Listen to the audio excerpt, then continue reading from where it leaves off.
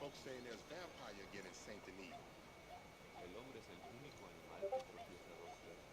Compendium. Okay, then.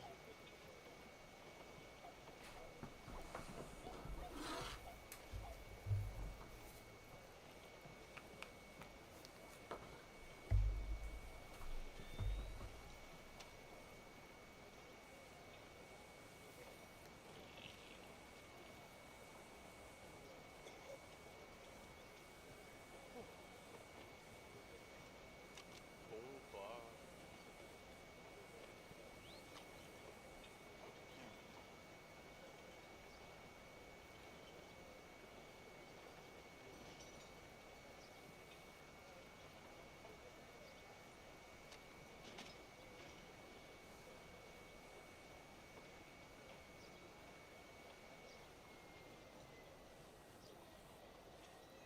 Well, somebody told me that a few folks have gone missing out in the grove. Es lo que hay.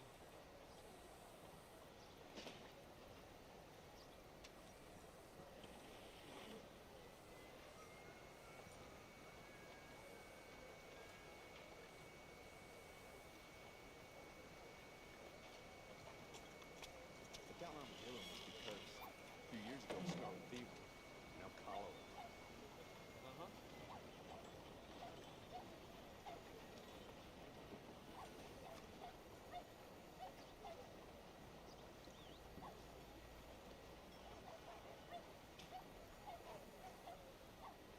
I saw a lady on a bicycle, you know.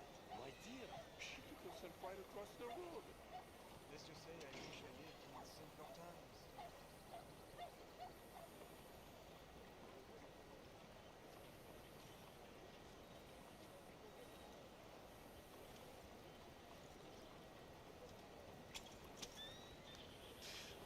Lady, she Hey everybody, how's everyone doing? Welcome in, John, Terrence, nice to see you both.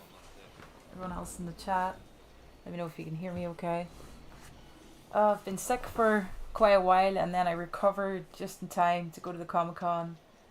If you're in the Discord or follow me on Twitter, you probably already know that. That's why there was no streams. I was very sick for a long time, for 2 weeks, 2 to 3 weeks. Still didn't feel 100%, you know after sickness you're quite tired and a bit sore from coughing, but pulled free in time just to make it to the Comic Con for the 2 days. I wasn't infectious or nothing, I didn't have COVID or anything tested. Pretty much just was a wee bit achy and sore just after sickness at the Comic Con, but made it there fine and pulled through. Was able to get like a rest in between seats, something to eat, and survived it. Met everybody I wanted to meet, seen people, famous people walking about.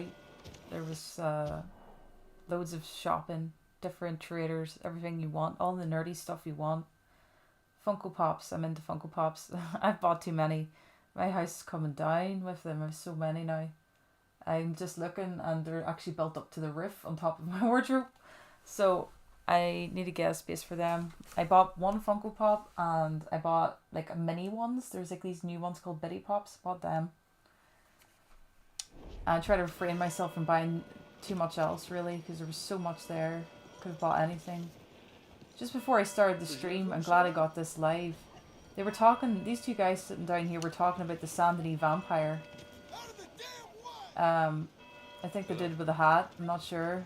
He said, oh, there's a vampire in Saint Denis, I hear.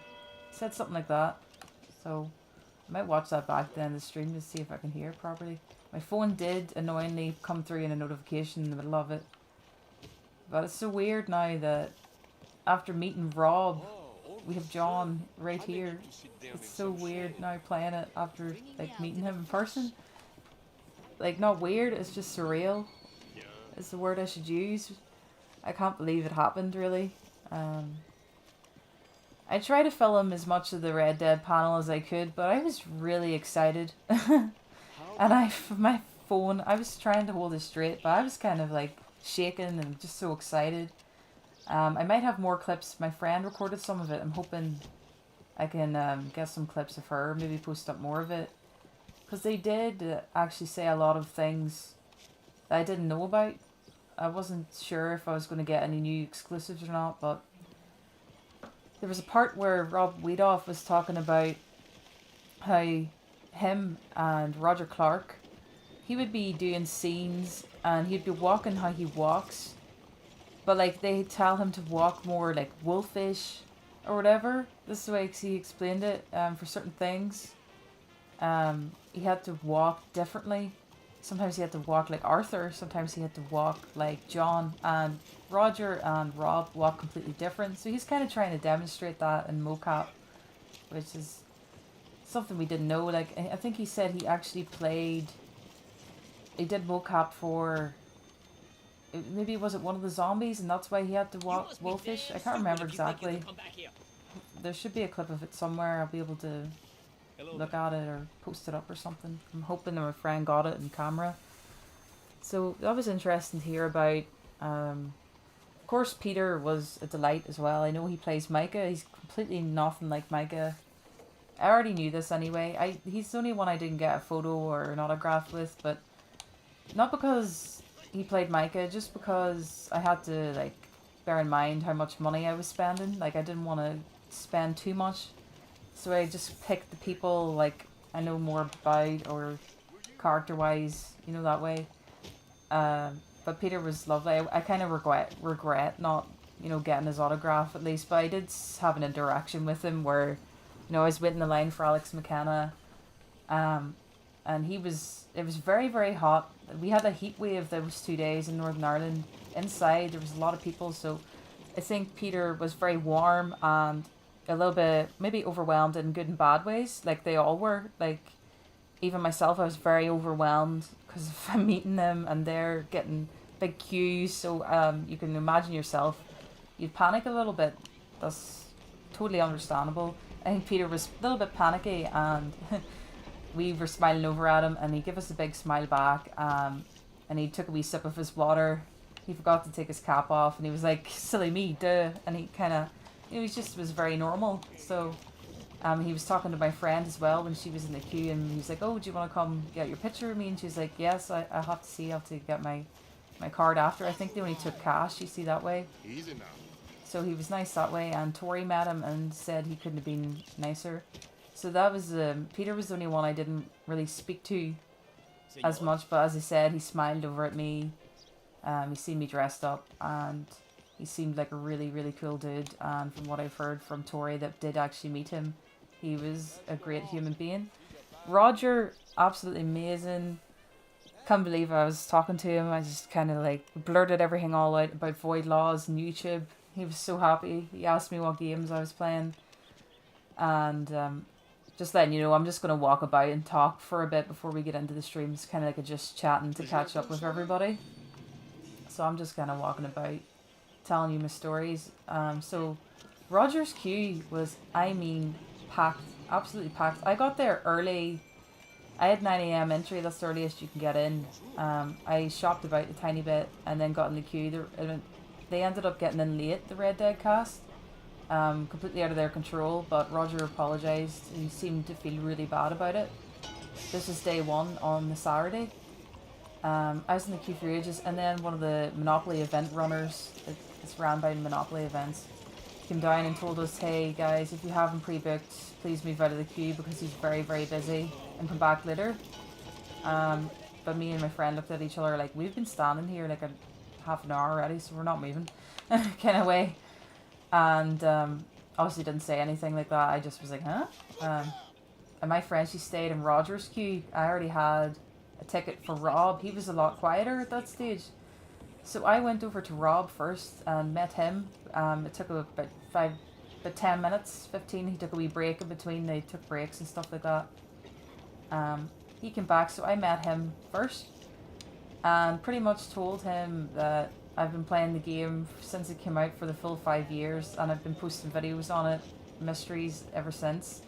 I absolutely love the game, and I told him that I go by Void Amy J on YouTube, and I told him that I actually donated to one of his streams where he was in with Dan Allen, and he had shouted me out before, and it's great to finally meet him, and he was just over the moon and so happy. He gave me the biggest smile ever, and just put his hand on my shoulder and was like amazed. He was that I was still making videos, and he loved it. He's just basically saying things like that. He seemed really taken back and really happy that he got to meet me, you know, that way. He seemed a very genuine person. What else did I say? I just gave him my phone and said it would be handier if he just writes down the quote with my phone, because I was very, very nervous, bear in mind. I blurted it out, was the best way I could do it. And he was over the moon, and he wrote down the quote for me. I got on the autograph, it ain't no secret I didn't get these scars falling over in a church. He wrote that on, and he took a bunch of selfies with me. He was like, I want to take a bunch of these, and he loved the outfit, said I looked great, and that was my interaction with Rob. And then after that, I was so shaky and over the moon and so overwhelmed. And then I met Roger, and he was very overwhelmed. He was very warm inside, but absolutely, even though that they were big queues, they were very, very nice to me. I have to stress that enough. I think everyone was just, as you would, panicked a little bit because of the queues. Other than that, it didn't affect their chat with me at all. I'm just saying the atmosphere in there is very go, go, go, but they still took their time with me, which I loved. And they took their time with every single fan. So I told Roger the same, and he was like, that's awesome, saying he needs to check it out, and he is asking me what games that I'm playing at the minute, and asking me where I got the photograph from, because I brought my own personal photograph of John and Arthur. And I just said, yes, I found it, I took it myself, or that way. And I can't even remember half what I'm trying to think back what all I said. He loved the outfit too, and he was like, asked another fan, I was like, do you mind if I take the photo, or you take it, or what way do you want to do it? Because we both wanted to hold the gun. I wanted to hold the guns with me in the photo, and he nicely asked the fan. The fan took 2 pictures for us, and then he took the rest, and he was so nice. Couldn't have been nicer to me. We were talking about Days Gone. I said I've been playing it, and he says he tried to play Days Gone, but he found it very stressful, and I says, yeah, definitely can be stressful. I find it very hard at the start, and then I came back to it, and I says I've been playing a bit of Starfields as well, and he says he couldn't wait to play Starfields. And I told him, what else did I say? I said sometimes I just need to chill out. I just play Red Dead, and I can be on the horse and chill out. And he just seemed very happy about it. So that was my 2 interactions with them. So that's Peter, Roger, Rob, and then Alex.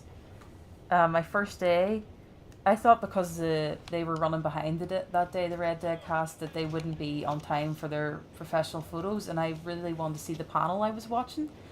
So I ended up going like 10 minutes late to the photograph area, but Alex was done her professional photos for the day, so I was like, no, have I missed it? But they were like, no, if you're here tomorrow, you can definitely get it. So I panicked a bit. And then the next day, my friend was like, do you know what, I'm going to buy Alex McKenna's autograph.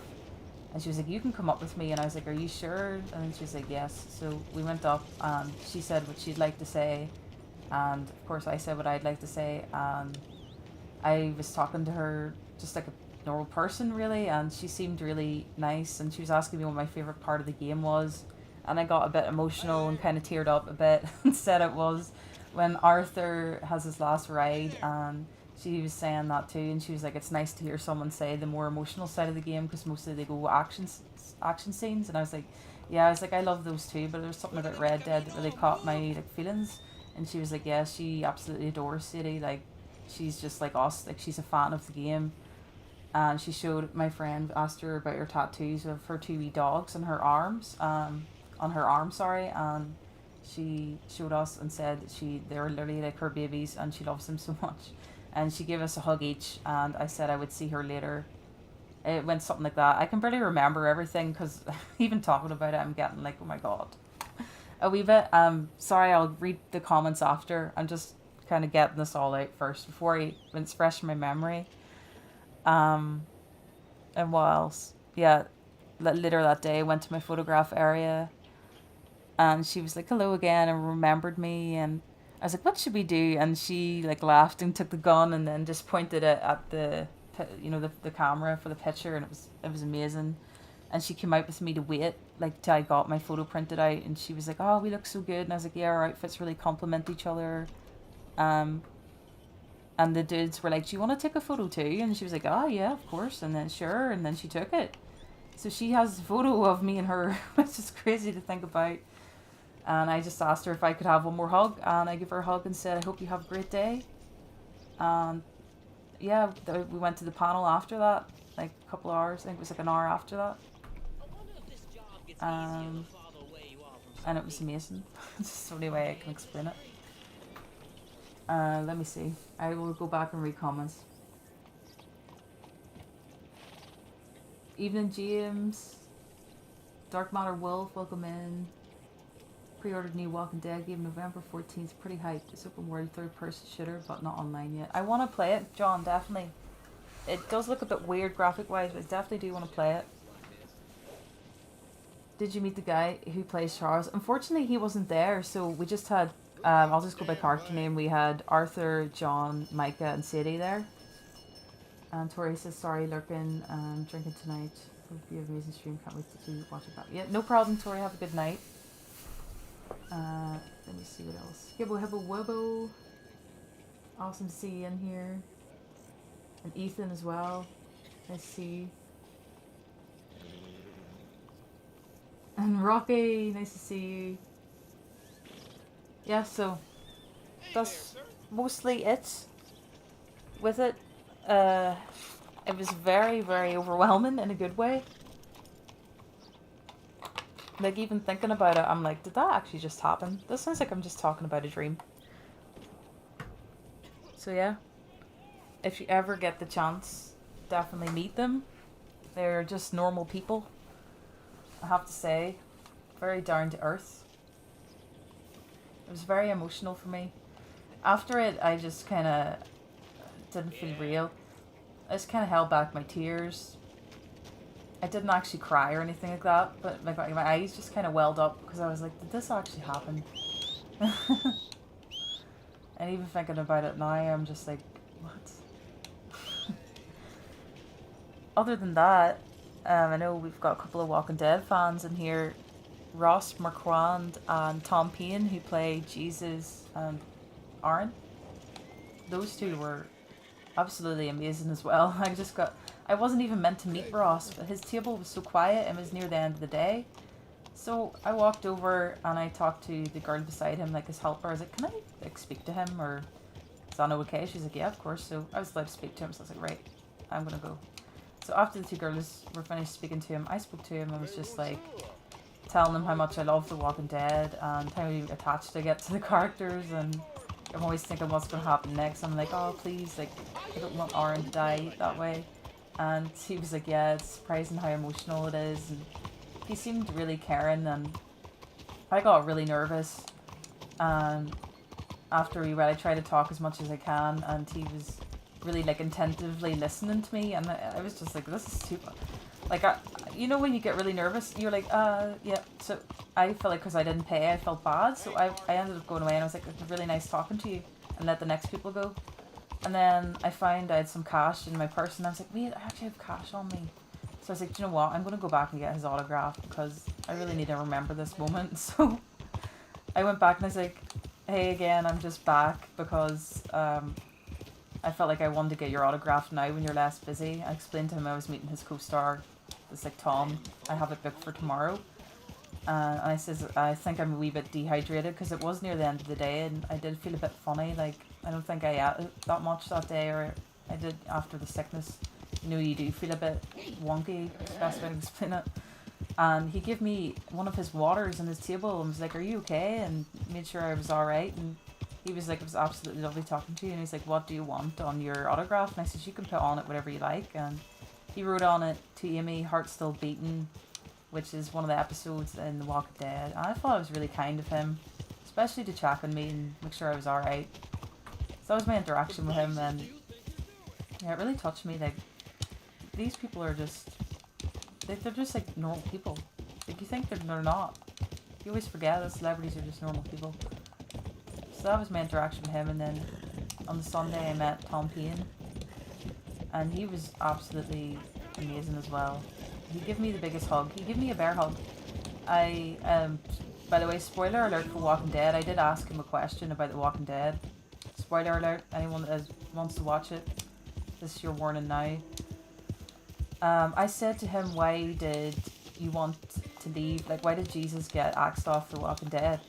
And he said, well, basically, he felt himself, he wanted to leave and move on to bigger things. Not bigger things, he didn't put it that way. He just said he felt it was his time to go. Like, he's like, yeah, it's really weird because Jesus is there like every episode, and then they were trying to exit him off quick because he wanted to leave. So his death's really quick, and it's quite a shock. And I was agreeing, saying, yeah, it really is.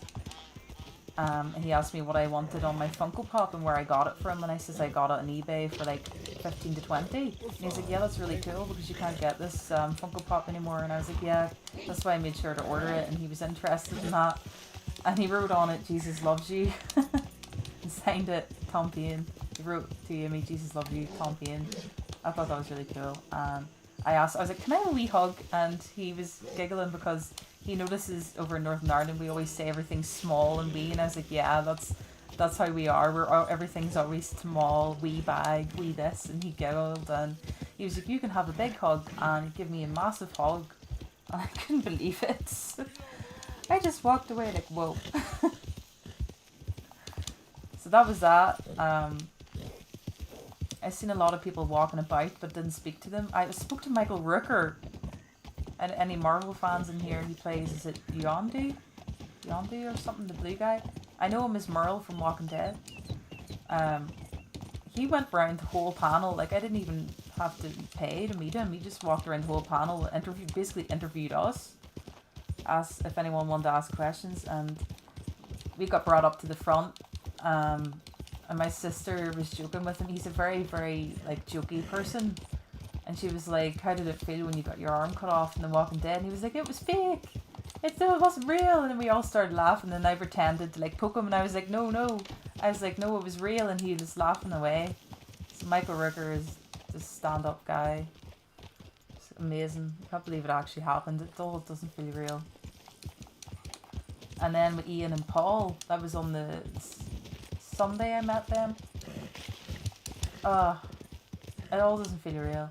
Vampire Diaries I've been obsessed with since I was in high school, and meeting them was like, you see them in person and you're like, what?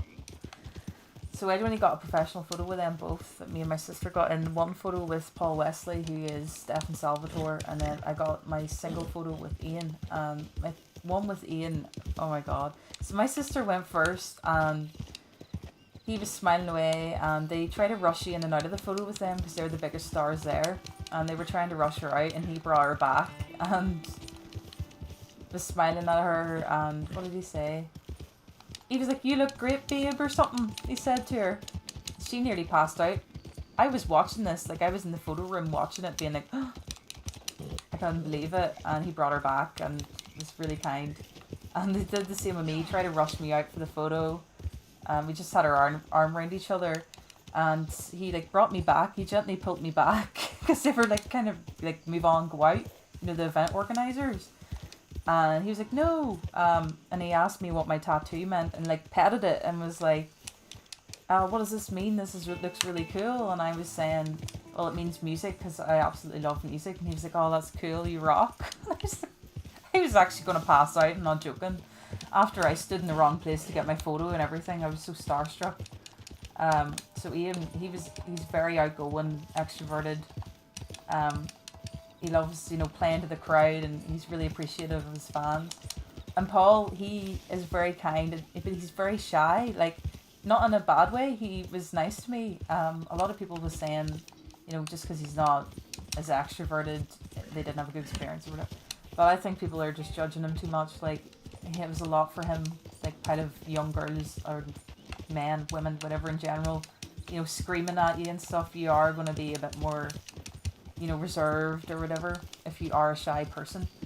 So when I met him, I set my bags down, and then I was just like, "Hi, Paul." Like, I was a bit shy, and he opened his arm and gave me like a smile and a nod to come into the picture, and he didn't know my sister was coming as well, so I put my arm around him, and then my sister came over and he was like, "Oh, hello," and he just in and out, hi, and then thanked him and bye type thing.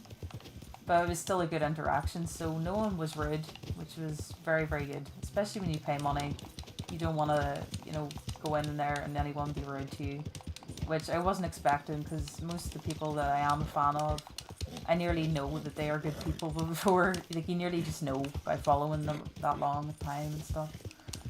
So I couldn't believe the weekend. And there was Elijah Wood, I don't know if anybody likes Lord of the Rings. He was walking past me a couple of times, like a couple of them just walked right by me, and I was so starstruck.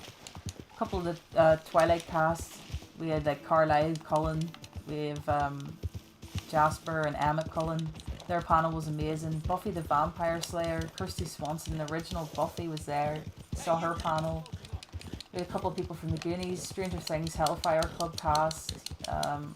Obviously not the big ones out of it, like Eddie or anything, but just all the other wee, you know, not background people, but the ones that are in Stranger Things and Hellfire Club, all those guys. One of them couldn't make it, so there was just Trey and, is it Gideon or something? I can't remember his name.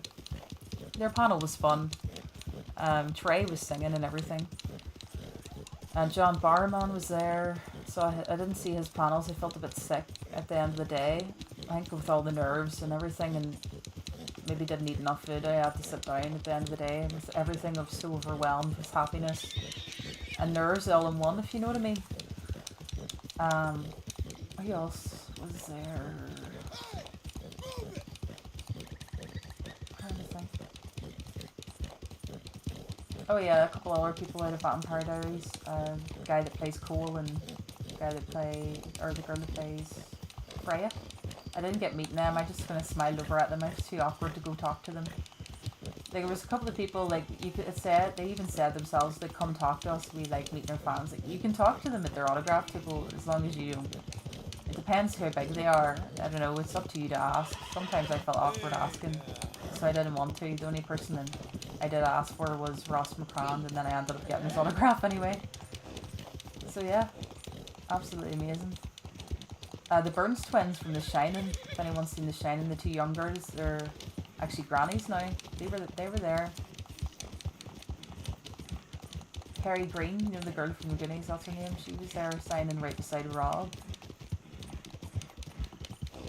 And I think that's pretty much it. I probably missed out a few. Mara Wilson, who plays Matilda, she was there. Seen her signing. I just seen them about, you know, but I didn't just speak to them, you know, that way. So I wasn't getting an autograph. So it was absolutely crazy. Could not believe. Just can't believe it. I've walked, but literally just been on the horse the whole stream. Because I just needed to tell all these stories first.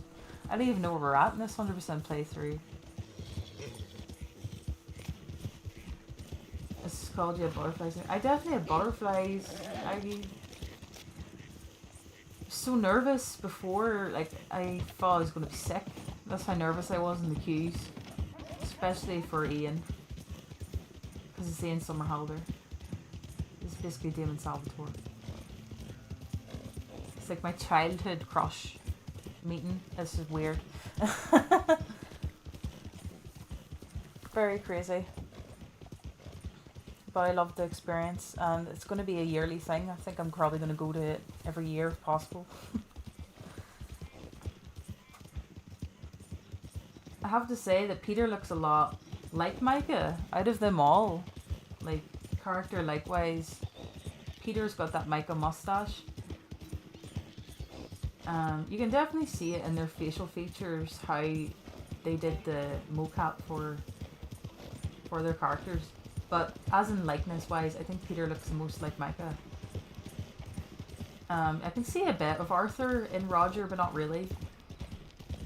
And Rob, I think, looks nothing like John. Sadie, I can see like some similarities with Alex, but it's still amazing that they did the full performance and motion capture.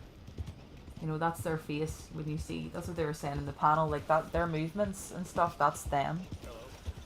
So they basically are the real life counterparts, even if they do look like the character or not. It's just mad. Just share stream in Discord. Thank you. Earth Morgan faked his death. Charles Hopkins escape out of the gang. Oh, it'd be an awesome DLC. Oh, that just reminded me, John. They asked Roger Clark if he would ever like a DLC, and they had to be a bit careful with their words. They did mention Rockstar. Because of the SAG strikes, I don't know if that's it or not, or just that they're not allowed to say because of NDAs and stuff, but Roger kind of had a joke and was like, what if we had a DLC where they go into a time machine and they go back and Arthur meets Rob's family. It's basically John's family. He said they should have a DLC for that. And he was like, werewolves would be fun, zombies would be fun. He was saying that DLCs have changed, and years ago they used to be physical copies like Undead Nightmare, but now they're usually in the online section of games, which he's right. So he was basically otherwise saying there'll never be a DLC for Red Dead Redemption 2 unless it's online.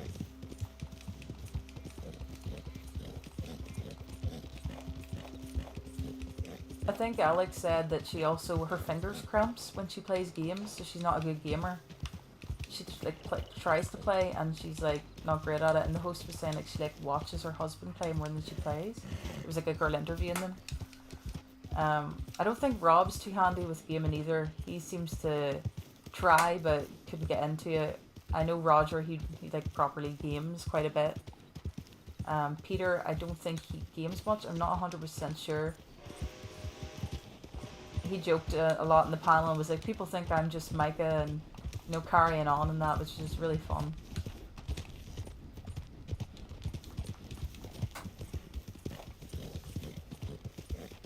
Right, what am I doing in this game? Easy now. I need to check my book. That's what I need to do. I think I need to get a drink or something. So yeah, I'm really happy, and I'm so glad that I got to say about, like, I got to say about how we have this community together. And I was like, we're the Void Laws, because I go by Void MJ. I says, like, I've met, like, so many great people through Red Dead, and I just love the game so much. And I'm so glad that they know that. Like, obviously, this channel wouldn't be here without everybody that's in here right now supporting, so I do really mean that when I say, like, you guys are like really close friends. And God knows if I even would have had the confidence a couple of years ago before this channel came out to meet them. I definitely think live streaming has helped me become a lot more talkative in real life. I am a very shy, awkward person, as you probably can tell through streams. I don't know if you can or not, but it takes a lot out of me sometimes to be very forward and bold, but live streaming definitely, you know, brings that out of me, and I'm glad that everyone here likes to listen to what I have to say, and I obviously like to listen to what you have to say. And sometimes I just think that half the time this doesn't even feel like it's real, and then I remember and I'm like, everyone is here and they want to watch your videos, they want to watch your streams, so just be in that headspace of, you know, obviously this all happened for a reason. I shouldn't doubt myself. Sometimes I doubt myself a lot. I have a habit of doing that, where I'm like, oh, what I posted wasn't good, or, you know, that I could have did better, instead of saying, oh, that was actually really good and a lot of people really enjoyed that. So I tend to look at negative things instead of positive things. That's why I'm trying my best to be a bit more positive. And try look on the bright side of things. Like, I was really, really worried there over the past 2 weeks when I was very sick that I wasn't going to get to go to the Comic-Con. And I think I worried that much that I made myself sicker, if that makes sense. But I tried my best. I drank so much water, took my inhalers, took my tablets, everything I could to try to get better. And just in time, a miracle happened and I was able to get to the Comic-Con. I'd been looking forward to it the whole year, as everyone knows.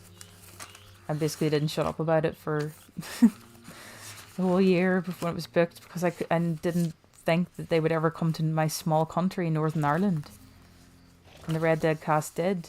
So it just shows you that, you know, dreams actually can come true. You think that's never going to happen. Just really never know what is going to happen in life. It's that weird. I'm just trying to... I'm flicking through the book here to find the wee thing where I checked it off. RDR2 animals. That's all checked off. I think I pretty much have it all checked off here. I think I just have the parakeets to do. Thank you, Terence. Really glad that I was able to post like a small clip of the panel for you on the channel, everybody. So you guys could see. And as I said, if I can find more clips, I will. Because they'll explain it better, you know, in the panel. I'm just going off memory. It'd be better for you to hear it firsthand. You know, I also didn't like filming the questions in case people weren't okay with me posting that on YouTube. You know, like that's a person going up on the mic that's just there as a practitioner, you know, just to ask something. So I didn't like filming that part as much because I felt like maybe they wouldn't want to be filmed. I don't have their permission. So I just have the back of their heads, I think, in one shot in the video. So that should be fine. Other than that, I tried to film. As I said, I was a wee bit overwhelmed with excitement. So it was hard for me to try film and be so excited at once. But I got most of it, best bits in there in that wee clip on YouTube. I don't even know what I'm doing. There we go. Progress, that's what I'm doing. Compendium is done, is it not? It is. It's just the parakeets then. The parakeets and... We'll try to do that. I'll go to the spot. Parakeets and achievements. I have these 3 left, so I'll maybe start going on to them now. What else did I say? I wanted to do all the trapper outfits and all of the mystery studied. So I want a wee bit more of a chill stream this time. So I think we'll do the parakeets. If I get annoyed with that, I'll go around and I'll check off all the mysteries and study all them. I'm going to get a drink though, I'll be right back.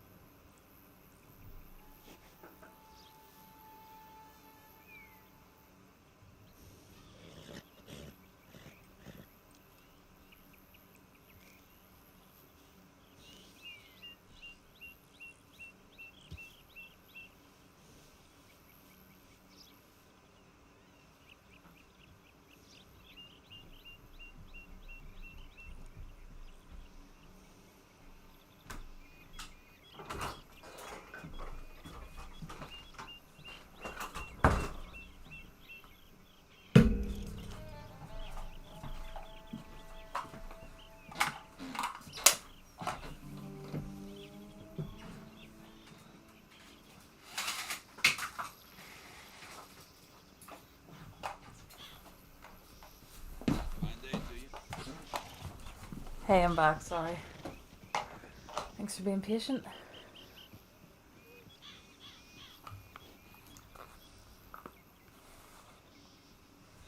Yes, what was I saying? Yeah, so I'm actually really thankful to the event organisers for bringing Comic-Con Northern Ireland, bringing such great guests. There was a couple of staff members, though, I thought were a bit rude. There was like one instance, because my photograph said that it was for Saturday, but I went and got the photo Alex on the Sunday. I kind of had to explain it like 2 or 3 times. Like, I explained it once the first day, and I asked. And the first girl was saying, no, that's no problem, you can get it definitely tomorrow. And then I came back, and it was a different girl, and I explained it to her. And she was like, yeah, we've got Alex McKenna. I was just checking the times to make sure I'd be there in time. She's like, at 1:25 come back. And she was nice then, and then I came back the third time when it was time. And she seemed like under pressure with a lot of people like trying to come forward and asking about photos and that. Like, she seemed stressed. But it doesn't mean because she was under pressure that she had to take it out on me. So I explained it, and she was just like, okay, that's fine, just wait over there. Which I waited over at the side. And then I came through, and she scanned it. All good, and then I got up to go in to get the photo, and another girl was like, I explained to her I didn't get a token. Usually they give you a token, you know, so you can hand it before you get your photo. And she's like, okay, wait, just 1 second, I'll go speak to the girls. And she went down to them and spoke, and I seen they all looked confused, so I went down to tell her, oh, it was the lady over there I had spoken to, you see, and I was just explaining about what happened about the photo. And then they were all looking at each other, and the one that was cross was kind of like looking at me, giving me like a dirty look. And so one of the girls sitting down was on her phone. She was like, oh, so you're saying I didn't give you a token? I'm really sorry, I must have missed you. And then they were all just staring at each other, and I was just kind of like, should I go? Like, you know, just like kind of standing there, like not sure. And she was like, go! Like, one of the girls was kind of like, go! And I was just like, right. I was already nervous about getting my photo Alex. That was the only bad experience I had with one of the workers. No one really said anything else to me. Everyone else was nice. I think they were under pressure, but it doesn't mean that they have to, like the girls at the photo for Ian were really nice, and I was saying, oh, I'm a bit panicked, and like she was giggling saying, I hope no one faints, and they were very nice, but I didn't like that because that kind of made me get nervous before the photo, and I already was nervous. I think I was kind of panicking, thinking I wouldn't get the photo already, but then I did talk to one other fan that was dressed up as Sadie before I went into the photos too, and she was very nice. What am I doing? I'm just running into trees right now. So that was the only bad instance. Other than that, the event organisers didn't say anything. Or the staff workers, I mean.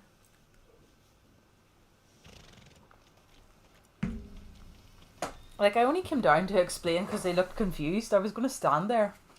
I wasn't for coming down, then I was seeing that, like, she was a younger girl herself. And the other 2 girls were on their phone just being like, they looked like they weren't even really bothered or listening, or they seemed really weird. So I walked down to explain it all to them, and then the girl with the glasses came over. I just had my phone out to show it, and then I think they scanned it. They scanned it like 3 times. I don't know why they were scanning it so much. But yeah, she seemed really annoyed. I don't know if I should leave a review about that. I didn't bother. I don't think I'm going to do that. Because I'm too happy with how everything else went. And then once I met Alex, she was so kind to me that I completely forgot about it, you know, but it did make me a bit nervous beforehand. But I have to be grateful for the best parts about it, so I don't think I'm going to put a review or anything up. I just hope, you know, next year they get staff members that are able to work under pressure and don't be rude if they do get under pressure. Because, like, I wasn't doing anything. All I did was get my through the gate for the photo. Like, it's kind of their responsibility to hand the token, like not sit in your phone chewing chewing gum, you know what I mean? Then she would have given me the token. Because I did get a token for Ian and that, but it completely went out of my head. Like, it's not my responsibility to think about that. I was more thinking about getting my photo with Alex. I wasn't worrying about picking up tokens or whatever. I was just glad that they let me through the barrier, you know, to go to the photo, so. like the girl kind of ran off before I could even, you know, properly explain to her about it. So I was kind of like, oh, all right.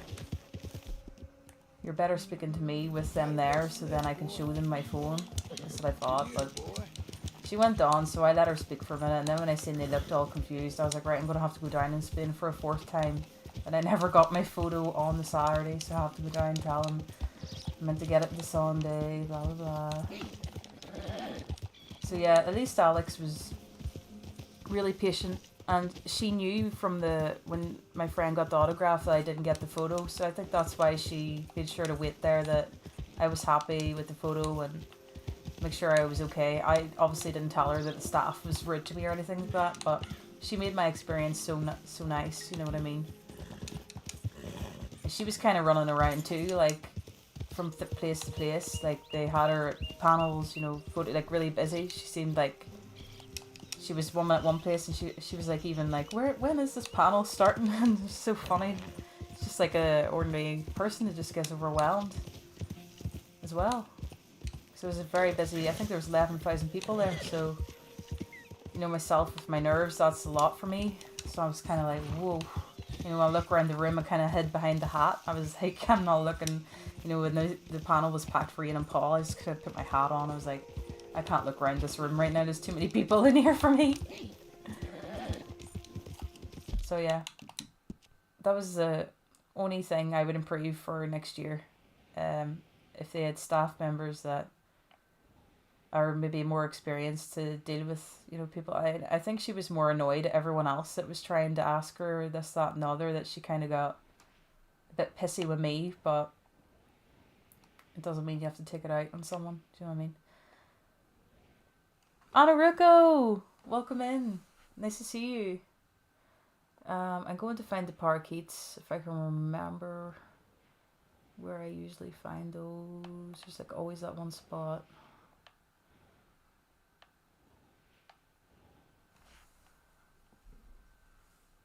Void Laws! The amazing Anaruko in the chat, everyone. Make sure to go subscribe to her channel. Dark Matter Wolf, would you put her link in the chat for me, please? I hope you're doing well. I don't know if you have me on Twitter, but I went to the Comic-Con and I met some of the Red Dead cast. They were absolutely amazing. So kind.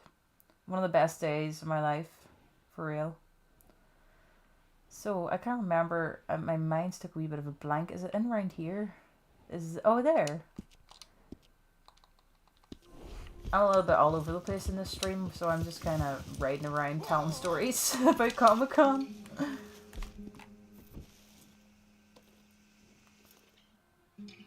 I don't remember it. No problems, Wolf. Let me put it into the chat.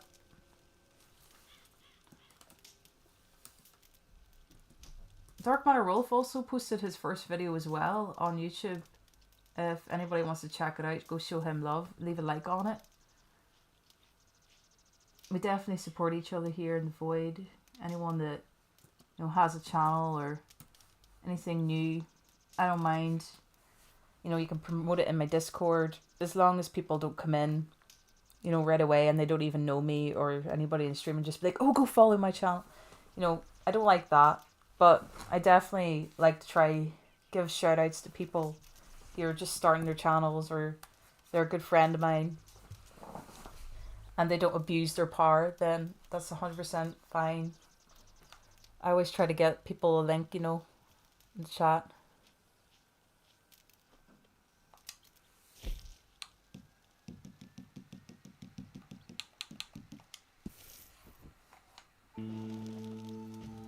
Much love, Terrence. Thanks for the likes of the stream, everybody. I really appreciate that. It's awesome.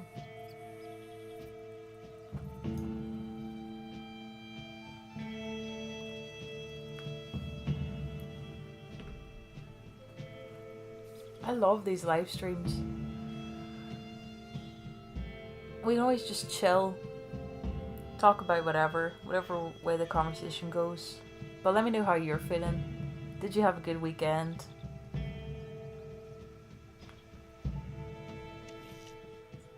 I only returned back to work there on Wednesday. I'm gonna be honest, I do feel like my back still hurts a wee bit from coughing. You know, I think with me being asthmatic, if I get a chest infection, like, it takes a toll on my body a wee while after it, even though when I get rid of it, I'm no longer infectious or anything. My body just be tired and sore, so I'm a wee bit funny feeling. Other than that, I'm 100%. I got back to my guitar lessons today. I've been in work. I've been taking it easy in work. Everyone's been patient with me in work. Couldn't be nicer, so...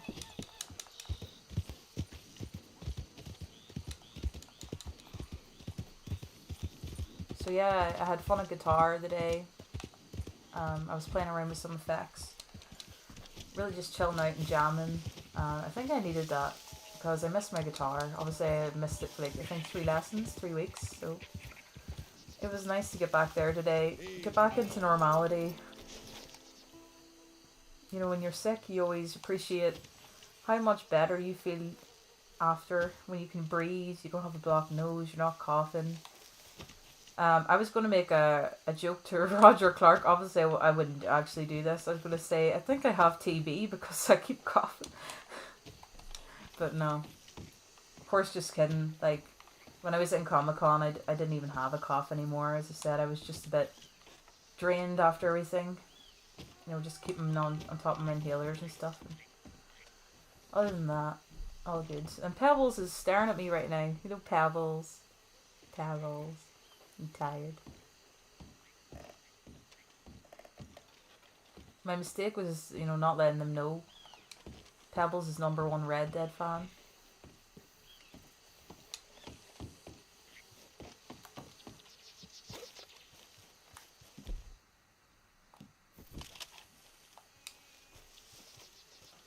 I don't see any parakeets though.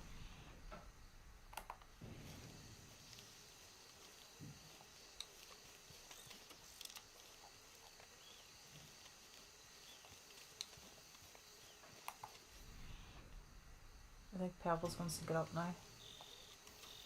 Damn. No parakeets here, so what time of the day is it though? 1:40. I think I only ever got him here once. Never again. Rarest bird in the game. So hard to spawn. Sometimes it's simple. You'll just get them right away, and then next thing you'll be searching for days, like in real life days, to try to find them. Our other spot is down here. Shitty Belt. We could give there a try. You tired, Pebbles? Yeah, getting up now. Getting up now. No Pebbles. No Pebbles.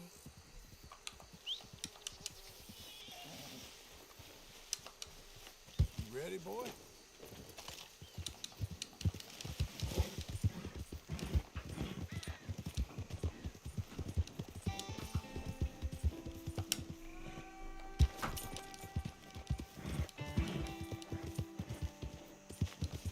One thing I got from the con, Amy, is a case of Chatterbox. Definitely.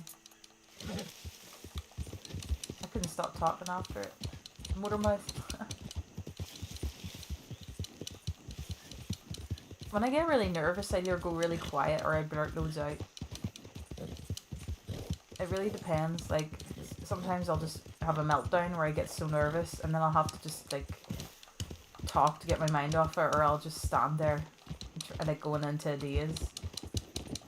That's what it felt like in the line. I was like going into dazes, being like, can I do this? Can I not do this? But then I got there and everything just, sigh of relief, just all left as soon as I seen them and seen how smiley they were and happy. It all went away.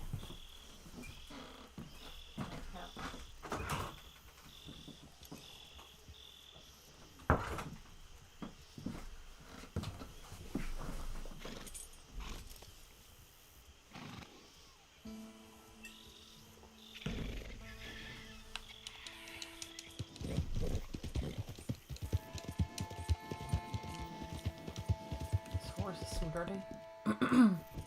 Whoa! Joan, boy. Found you from RJ. He was my first when this game came out. Yeah, that's the cool thing, you know. I think I'd been in RJ streams since I was 17, 18, and I'm now 24.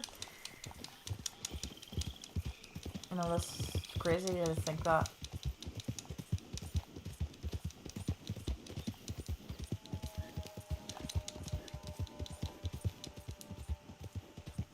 I'll be honest with you, I hate the sound of my voice on video though.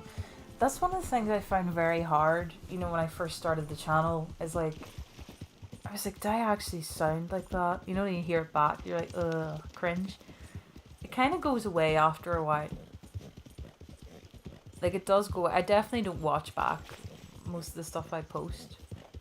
Unless it's a video to make sure it's okay, because like I can't put a video out without making sure that I've said everything I need to say and it sounds good with the audio.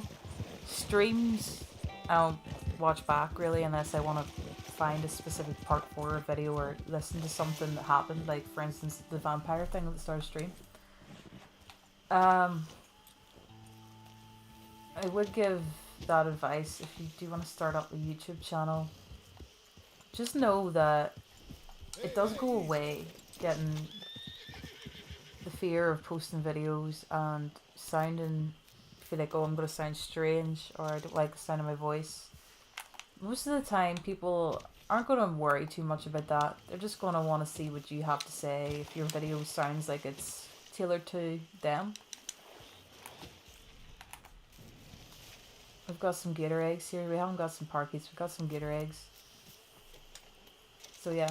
My advice was just do it and try not and worry about it. I know it's hard and this is coming from me, a worrier myself, but it definitely does go away. It doesn't go away completely, but it definitely gets better, or you learn how to deal with it. Okay, boy. You good?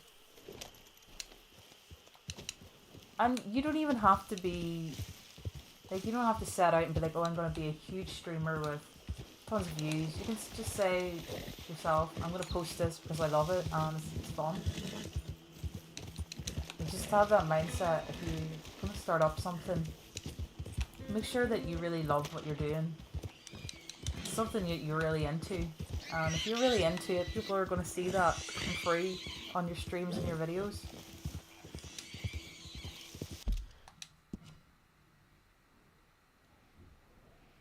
I think I went to the wrong place. It's over the bridge and... Is it maybe here?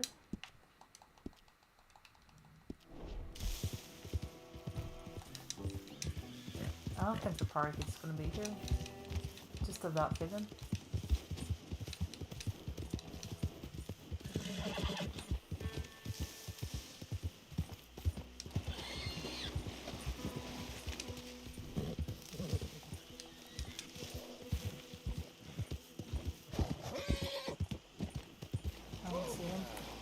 Too many gators. I think I have to kill the gators from the spawn, but...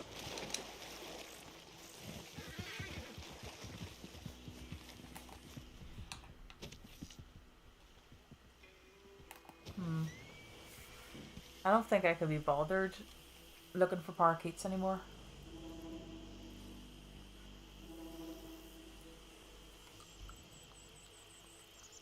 Anaruko says, my own voice kills me too to hear, but I love doing videos more, so I just do it, lol. That's totally understandable. It's like a self thing where you're like, oh, don't want to hear that. But Anaruko, I can say, like, really don't worry about it. I love watching your videos. I'm not even taking notice of your voice, so try not to worry about it.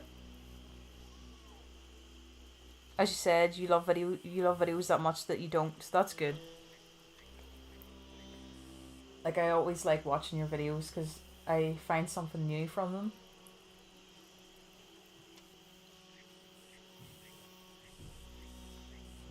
Like, I haven't got to make a Red Dead video in a while, but I really do want to make one. Like, that's the thing, like, me and Anaruko, we're still posting about Red Dead Redemption 2. Like, who else? Me, Trippy, Anaruko, we're mostly posting Red Dead mystery videos. Who else is doing that anymore? That's what I mean. Like, we do have to give ourselves credit. I feel like I need a credit. Like, that's what I was saying, even with guitar, even with everything I do. I don't give myself enough credit, and I'm just giving myself credit. I hope it doesn't come off in a boasting sort of bold way, because that's not me. That's not who I am. But I'm definitely giving myself credit more. I need to, because it's only going to help me as a person. There's no point me saying, I'm not good at guitar, or because I can't do this, or my channel's not that great because look at the thumbnail. You know what I mean? I should be saying to myself, I worked hard in that video and people enjoyed it, so it was good. Or I did really well. I learned that song. It was pretty hard in parts, but I got there. So I'm just trying to look at it like that. It definitely shouldn't be hard on myself. Parakeets don't seem to be here. I'm just trying to raid back, but Guitar Man, welcome in. It's nice to see you. Hope you're doing good. You know, I've made a lot of friends through this community we have here. Excuse me, through Red Dead Redemption in general. Like, it's crazy to think a game that came out 5 years ago has changed my life in ways that I didn't think a video game could do. Because I honestly don't think I'd have this channel if it wasn't for Red Dead. So I wouldn't be in this stream right now. If I look at it like this butterfly effect thing, I wouldn't even be talking right now to everyone this year if Red Dead 2 didn't come out, I don't think. And GTA, even GTA, if you think of it that way, like I started watching RJ GTA videos, streams and stuff. It's weird. Like Rockstar create these games that everybody loves so much, that it makes all these communities and friends, and I just love it. I might go around and do mysteries. I feel like doing that. Because the birds are annoying me. Because I could never find them.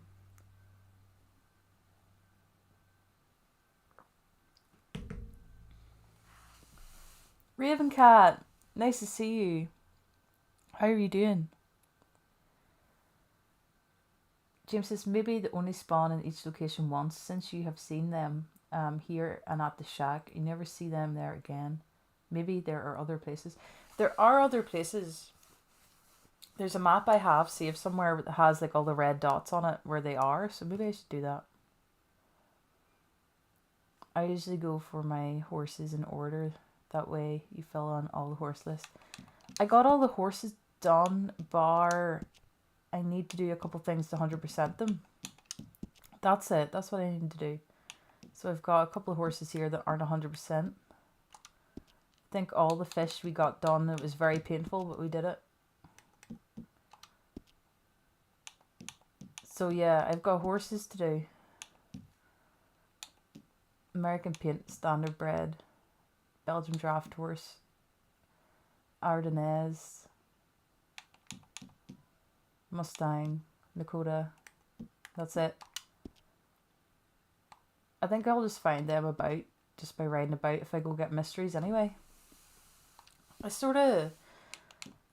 I'm gonna say, like, I'm a bit stuck on where to start with mysteries because I have things that I've studied. Like, look, I've some things studied and some things that aren't.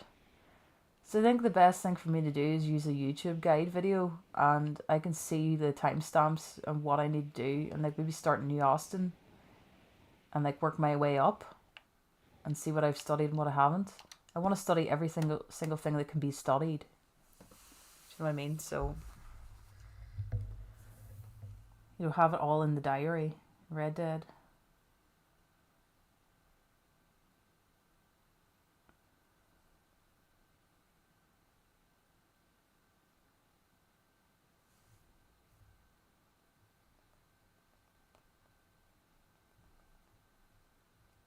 I'm just going to look up guide here.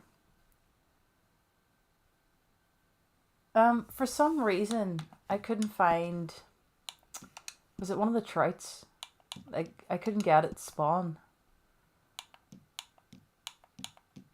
smallmouth bass. I couldn't get the smallmouth bass. Like, I had a really tough time for some reason.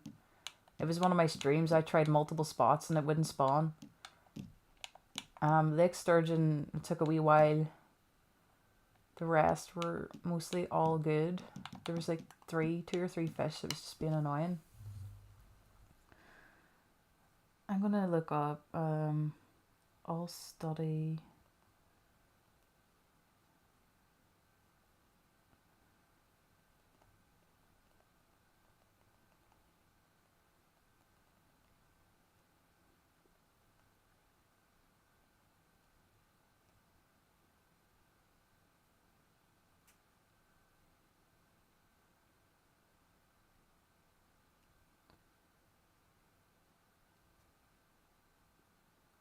Hmm.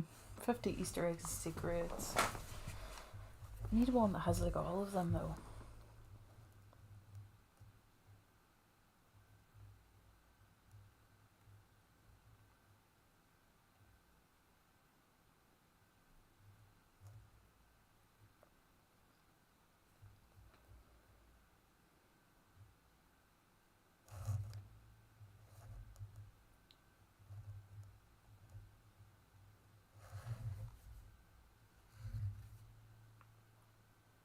Meteor House. I think I've got that one.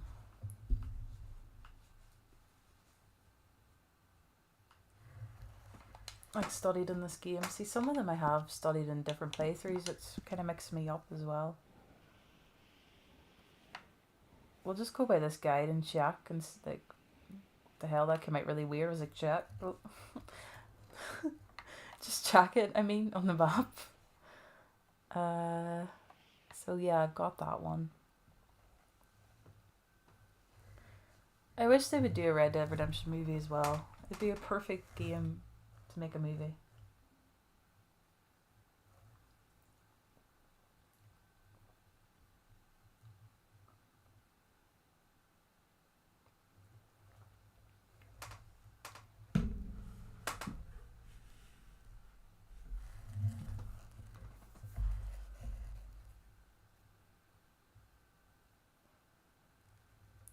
Frozen guy in the snow, we have that. Facing cliff.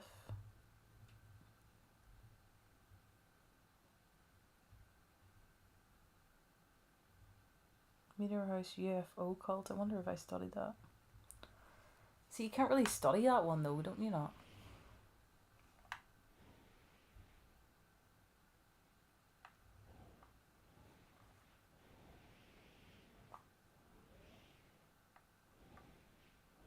I don't think you study that one, it's just there. Pretty sure you can just read the thing.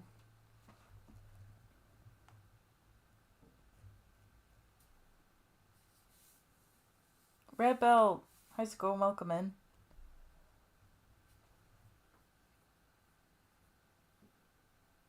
Did you use correct bait? I did, but I was also trying to use live bait to 100% the fish, so I had to use worms and stuff for certain fish. And bread and all that there.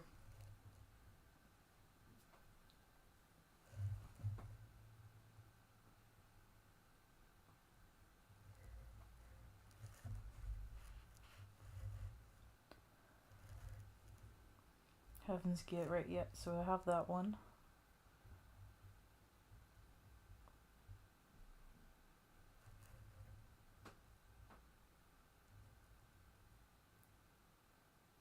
Man married sheep? What? What Easter egg is this?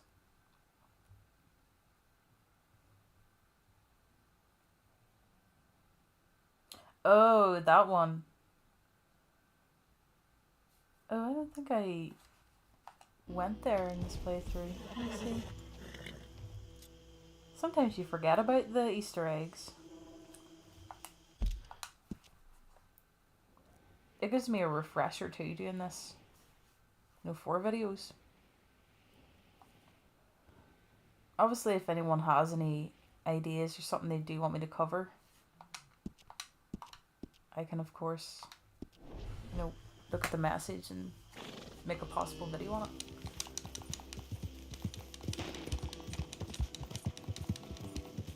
Red Belt, I've been dying to watch the Mario movie.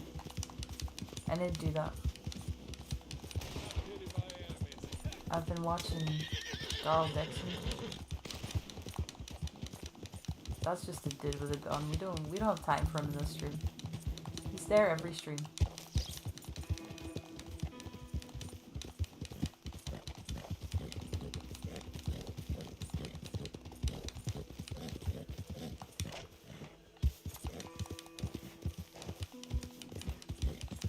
I should probably just fast travel, you know. Yeah. Slow now.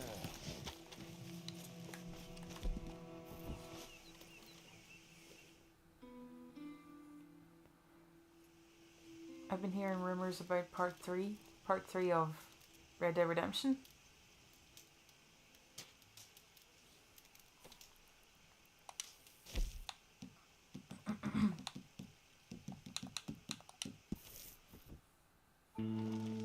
There's a lot of stuff coming out right now. TV shows, games I want to play. I wish I had more time. I saw the Ida Wong DLC. What is it called again? Separate Ways? Separate Ways is coming out. Is it like next week? I didn't even know we were getting the DLC.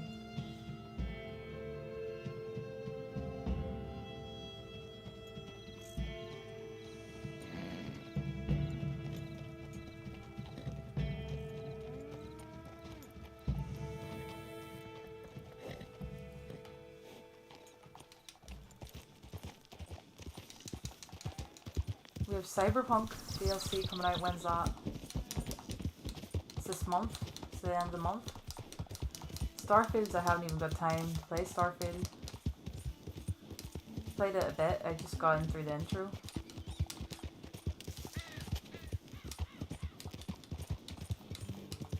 Because I got really into Days Gone. I found it really hard at the start.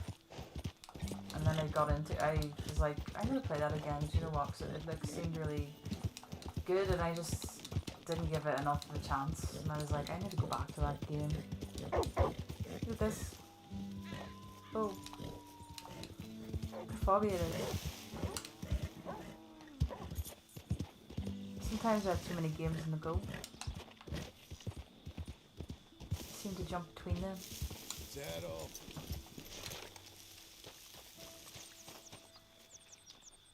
It's really foggy, you can barely see it. Like, you can't even study this, but this is the guy that married the sheep. Got the golden ring there, look. Beautiful ring.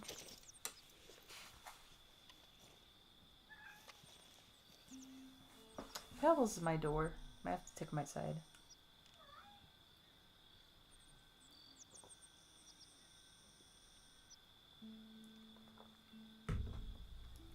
I'll be back. That Pebbles out. You can see it a bit better now. No way. Look at the trousers. What a lovely image to leave you with. I'll be right back.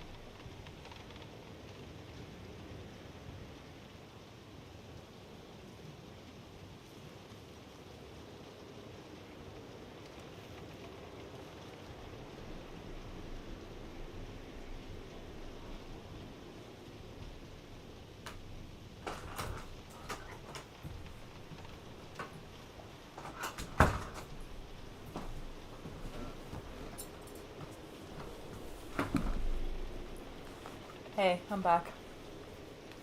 So that's pretty much all you can do with this location. It's pretty much self-explanatory, like, I don't have to say what he was up to there.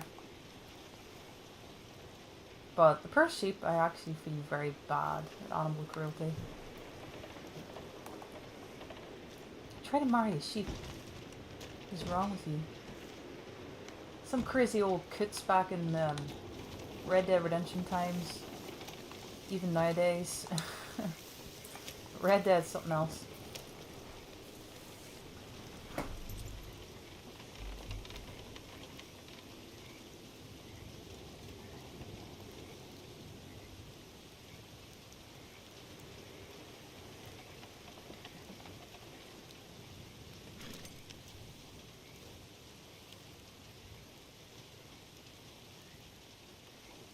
I'm just going into the video again to see.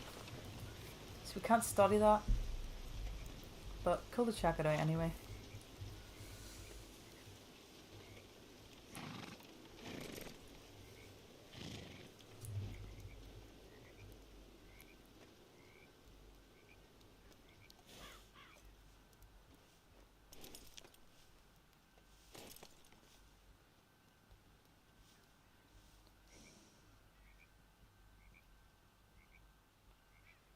Face and cliff, I wonder if I got that.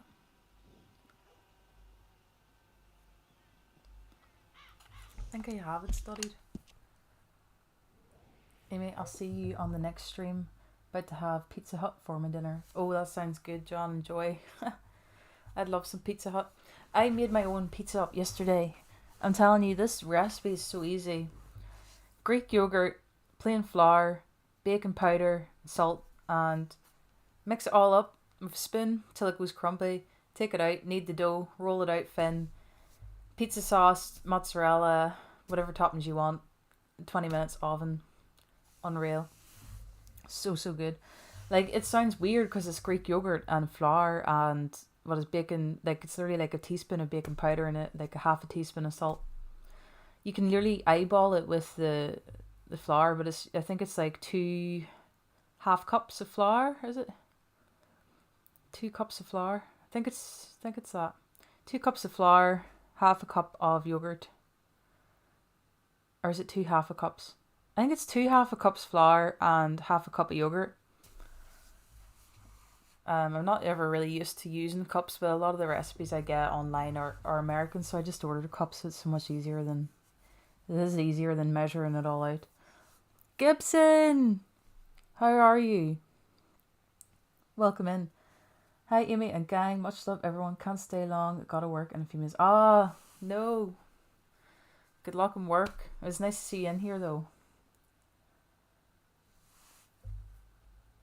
Anchovies. Oh, not my thing. I couldn't eat it. Anchovies. Is that an American or Italian thing? So we have the face and cliff. Got that.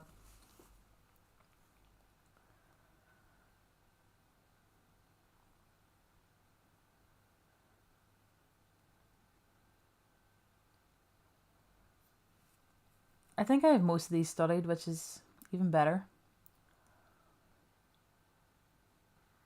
Less for me to do in the ultimate playthrough. We're getting there. We have like 3 more achievements, a couple more horses to study, more trapper outfits.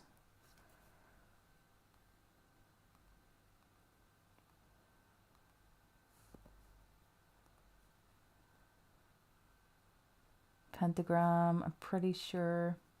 Well, you can't study that anyway. And I've seen that 100 times. Giant snake, we've seen that. See, some of these things aren't studyable.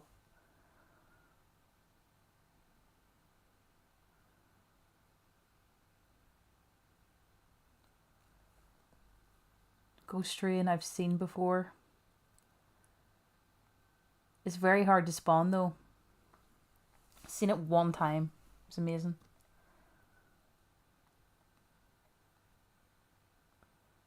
It only happens 1 time in the game. I've only ever seen it once. If you have time, try get the ghost train. Definitely one of the coolest secrets. If you've never tried it yourself, if you've just seen it video, try it out. I did make a video on it a long time ago, you know, telling you how to do it, I'm pretty sure. Pickles and pizza. That's a new one. Mammoth bones. Pretty sure I saw these. I think we should go there anyway. Check it out.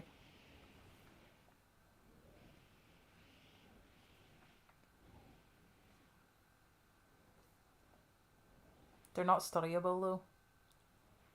That's what I mean. There's a lot of things that Rockstar just plant there that you don't even have to study it. You just have to find it. You just have to happen to come across it.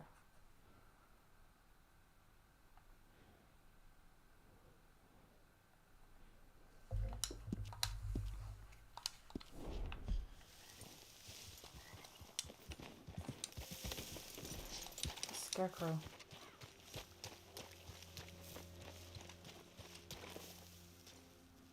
Oh my god, can we take his hat? I want your hat. Can we shoot it off?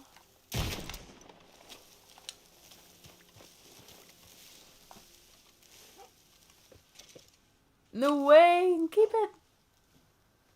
There we go. You can keep the hat. Oh shit, they're not happy. They don't want me to keep the hat. We're going, we're going. We're going. We're going it, we're going!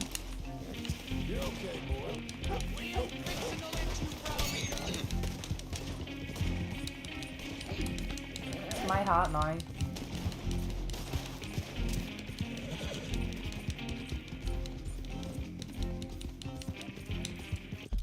If you want that hat, by the way, it's back there in Emerald Ranch.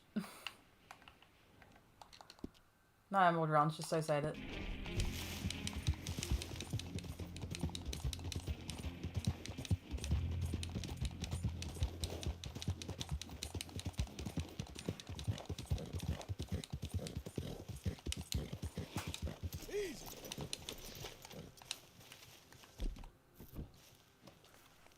I know I often think about what Red Dead Redemption 3 is going to look like. I know Alex McKenna said before if she was ever asked to do a Red Dead Redemption game again, she would. So hopefully Sadie comes back.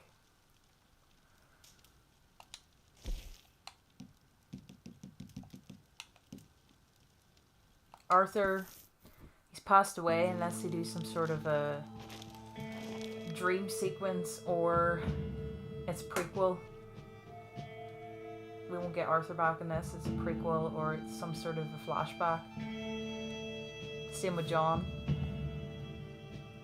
Got to head out. Everyone have a great stream. Thanks for stopping by, Enrico. It's lovely having you here. You may go to the pig farm if you haven't already. Great things there. The pig farm is one of the creepiest locations. I think going there now is John. I don't know if I killed him in my game or not. But I can check it out.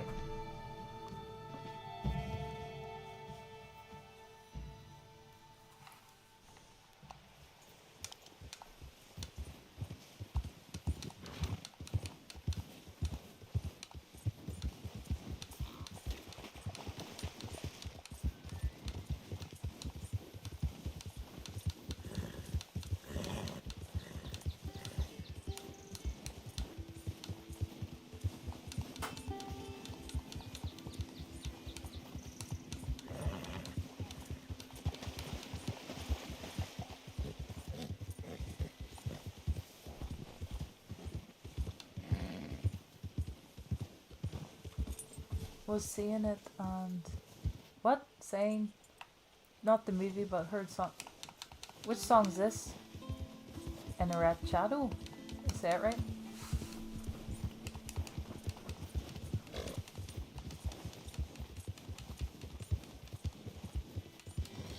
I should have the winter outfit on, but I don't want to change outfits. You just have to freeze to death, John, okay?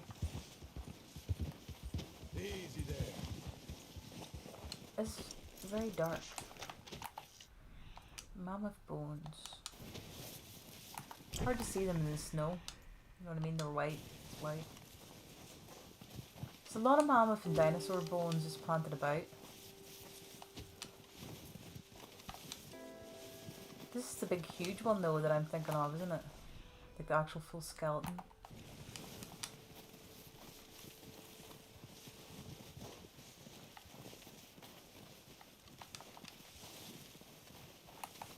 Oh wait, is that them back there?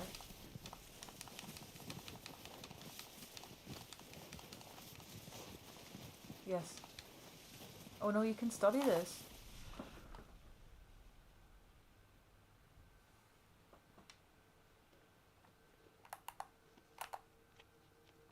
Oh my god, he's doing it in the dead eye slow mo. No, sorry, eagle eye. Eagle eye is drawn here, slow mo. I didn't even know you could do that. Was this a mammoth skeleton? I don't know, was it?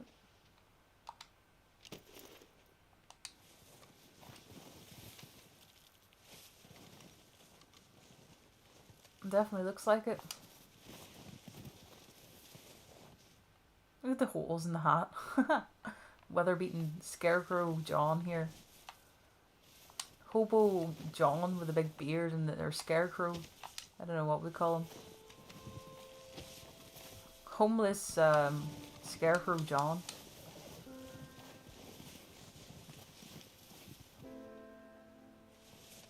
For some reason I didn't think you could study these, but then I think I was getting mixed up. There's like a couple of different bones that you can just see and you don't study them. I think there's one down near Scarlet Meadows. I must have been thinking of it.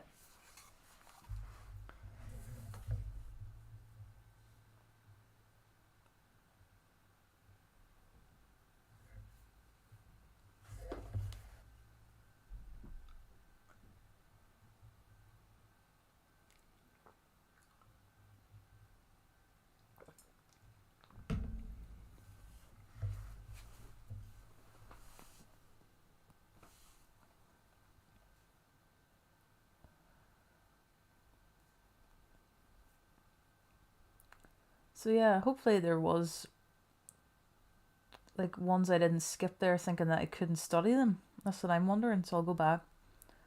Meteor House, definitely have that studied, 100%. It is. It's studyable and I've done it. Then Man Married the Sheep, we were there and you can't study that and just pick up the ring. Frozen Settler in the helmet, that's in Mount Hagen, and I'm pretty sure this is the profile I used. Mount Hagen, that's Mount Shan.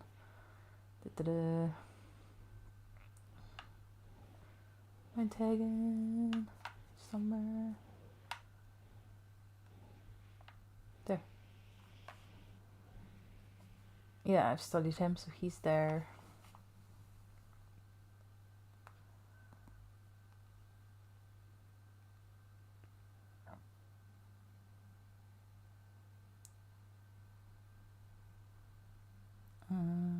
Mintstone. Yep, I checked. That was facing the cliff.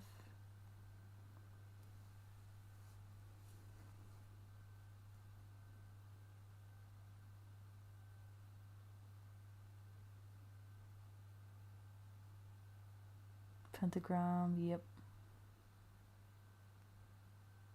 Giant snake, yes. Ghost strain, yep. Mammoth, we've done.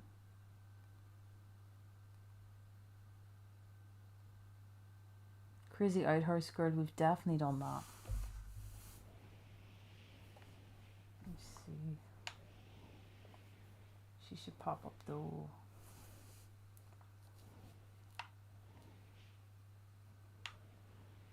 Maybe she isn't studyable. No, now I think about it. Or no, she is. I'm confused, is she?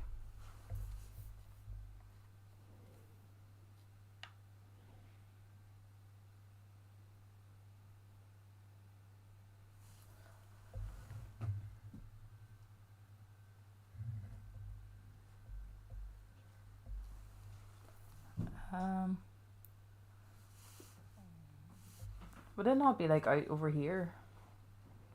if it was studyable.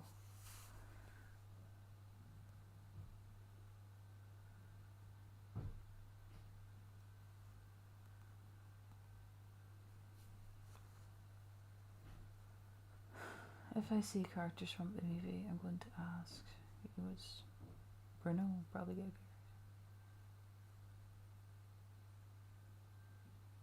Rebel. Are you talking about Mario?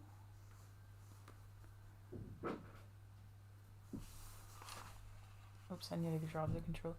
Oh, so no, I don't think it pops up as anything. Like, it's just she's there and that's it. You can like interact with her. I'm gonna drop everything here. Holy shit. Let's see.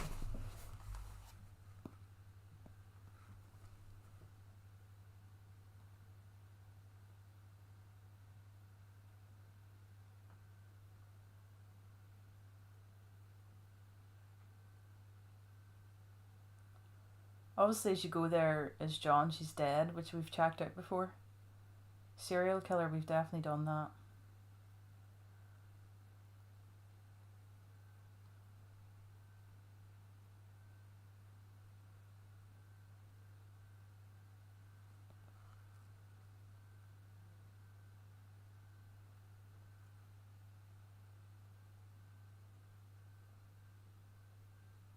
Pirate hat, yes.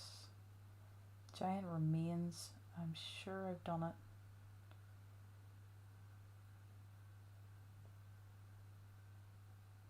Crying woman in the swamp, I've done.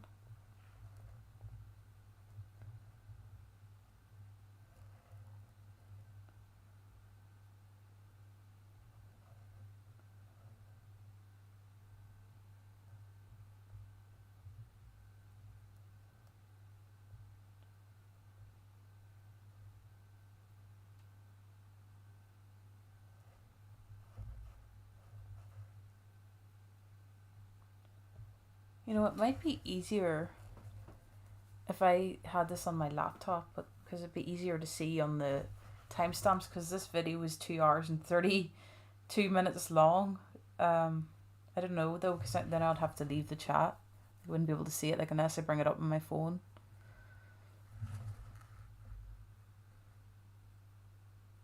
Appreciate the likes on the stream, everyone. Thanks. We've got 21 now.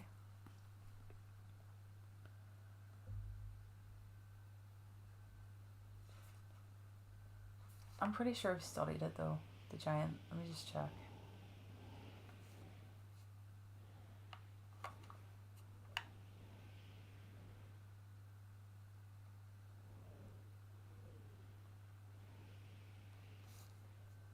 Yeah, so I got it.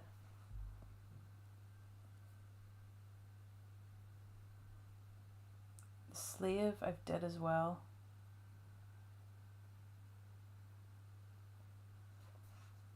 Slave Elijah. I think I have his note on me still.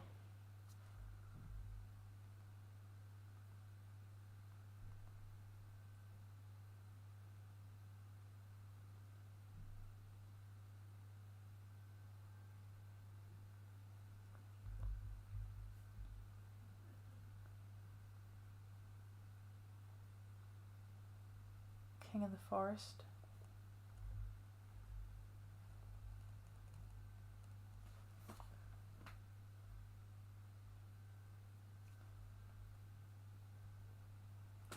Let's check him out. King of the Forest. It's been a while since I visited him. He's up in the trees.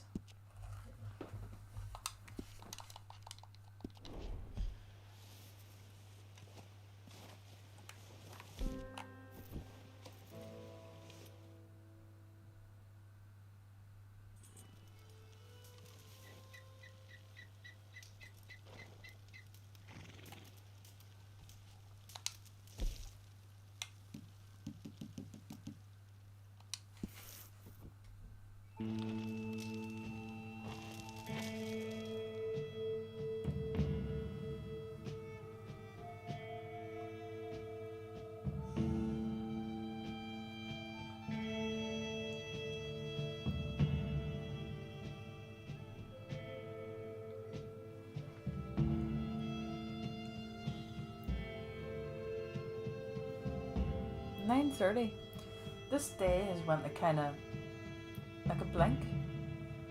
Like it just flew. It feels like I only got up this morning and then just flew around. It's 9:30 already. 9.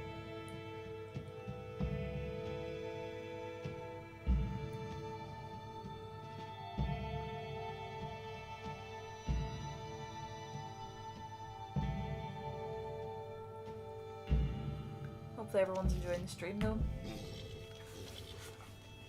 I like streams where we just chill out and go around and look at some mysteries. Like it's always going to be one of my favourite things to do with Red Dead Redemption. All the intricate Easter eggs. You know, Red Dead is it's just like GTA 5 in a way. I don't think it's ever going to die.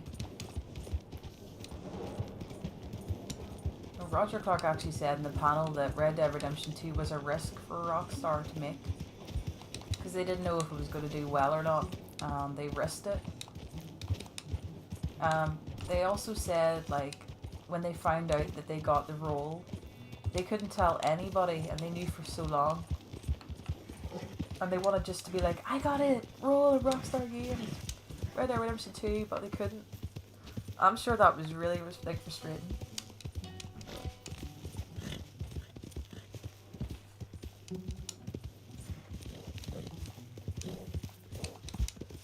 Imagine yourself, you're an actor and you land a game like Red Dead Redemption 2, you'd be over the moon.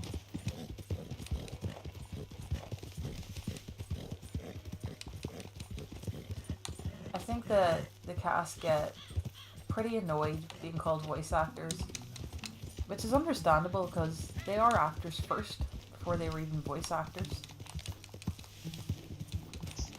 Like voice acting is pretty much, you know, older games were mostly just voices, but nowadays when someone is a character, it is their whole body that they're moving, they're acting in the room with another person.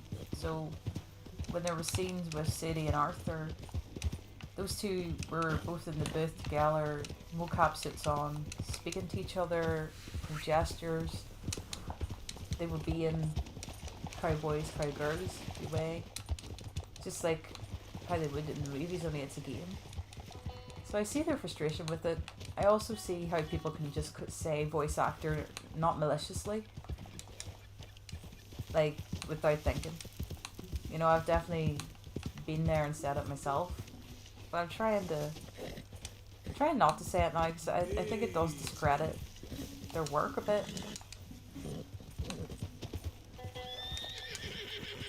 Here he is. There's a cougar coming to get me though. Are you for real right now? Why? Hey, you! Go away!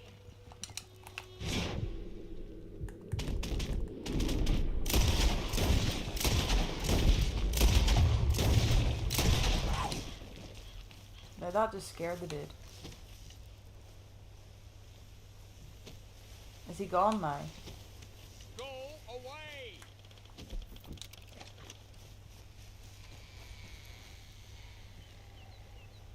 That's enough from you.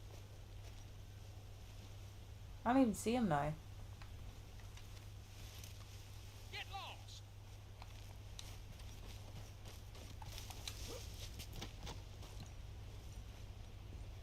Where'd he go?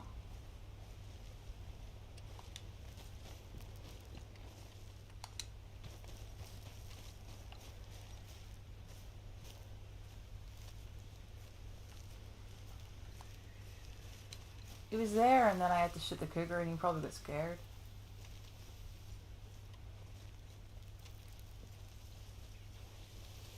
I think he went back inside, in there. I'm the bloody king. You can't kill me. And anyway, I'm fine now. He's the king. Let me up there. I think people modded up here before. Get up. He's hiding.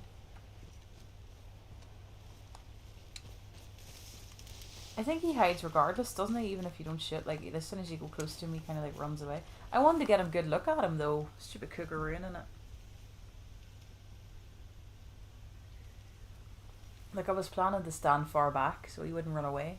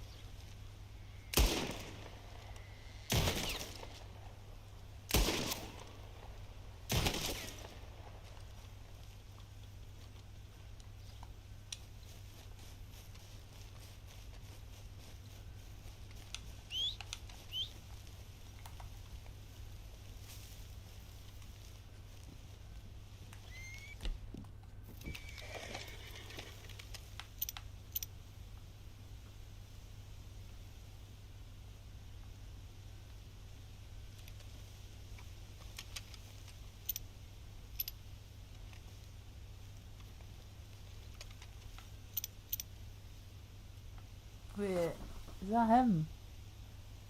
I see him, look. You see him at the bottom. No. He looks dead. Imagine I killed him.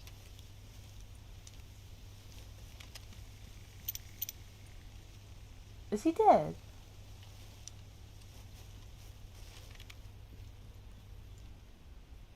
I made sure to shoot around him.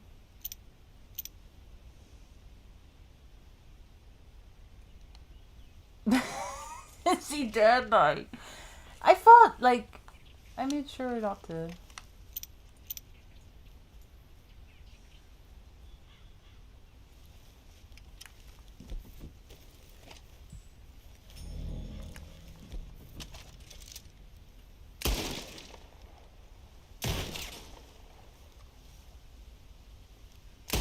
I think he is dead.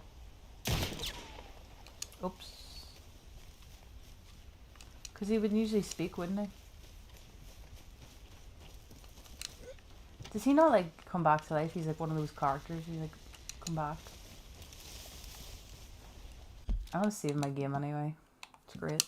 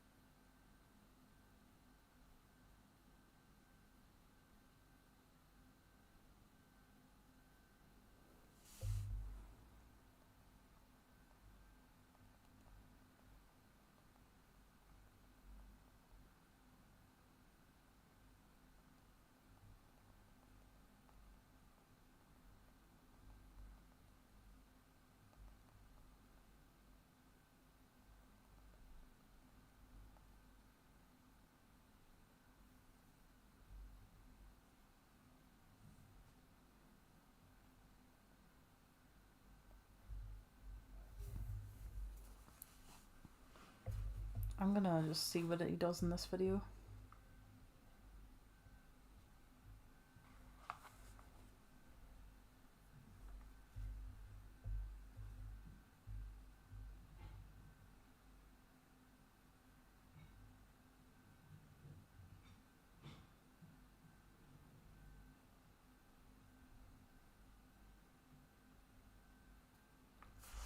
Look, I missed that interaction now. There's actually like a cutscene.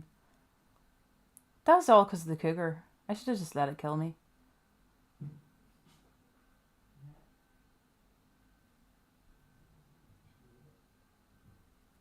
See, it's been that long since I've done this. I completely forgot about the cutscene.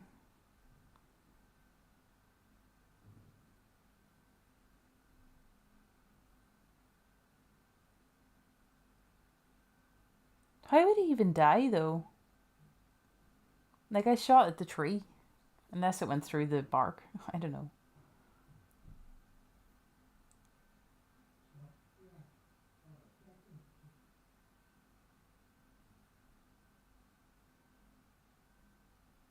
Oh, I think he's alive. He just sits there really still.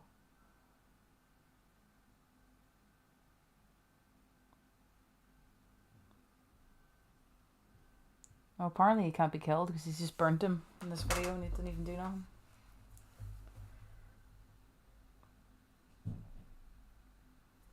Dead family. Oh yes, I've seen this one.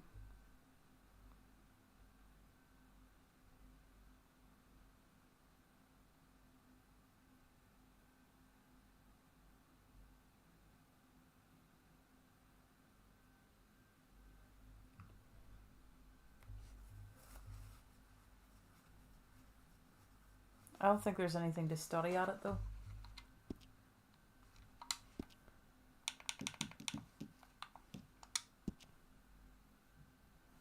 You can just get like a letter.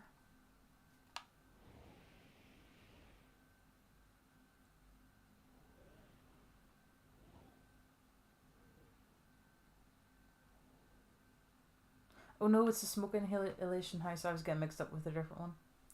I've definitely been there though.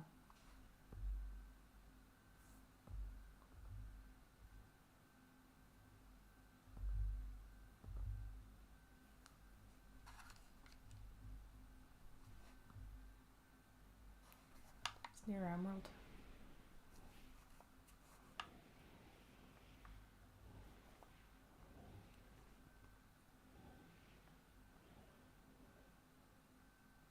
Yeah, I've been there.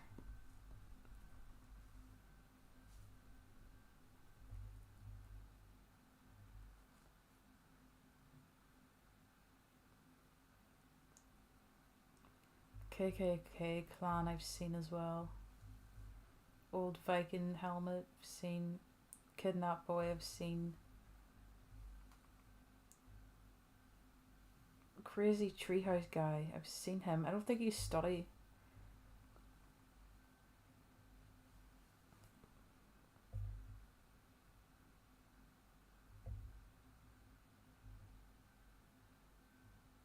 You can't study it, you just speak to him. We've checked that out, so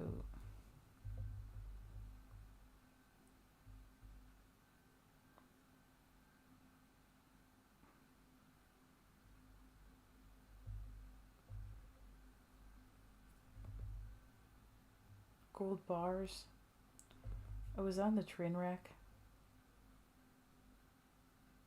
Yeah, I've got that too.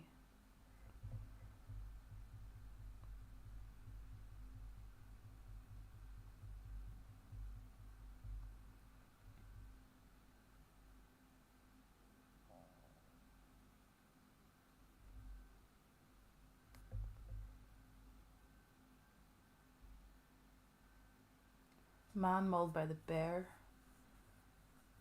Let's take a look at that. That's actually an Easter egg to a movie.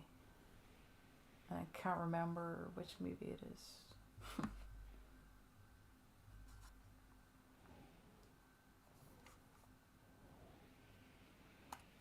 Is it maybe a movie with Leonardo DiCaprio in it? Let me know, chat, if you remember.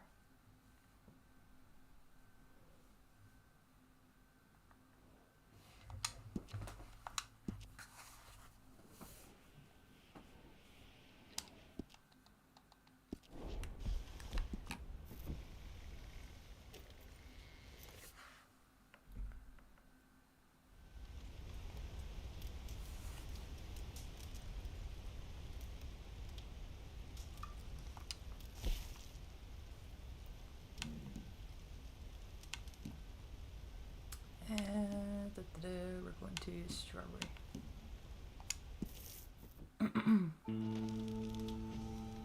Yeah, I remember seeing a video a long time ago. It's gonna annoy me what the movie's called. If it's the one I'm thinking of, is it where you get the dagger? It's kind of like blood everywhere and the guy's lying there. That's gonna go through my head now, what that movie's called. You'll find that in Red Dead that you'll look at an Easter egg and you won't think anything of it, and then you find out, oh, they've based this on a movie.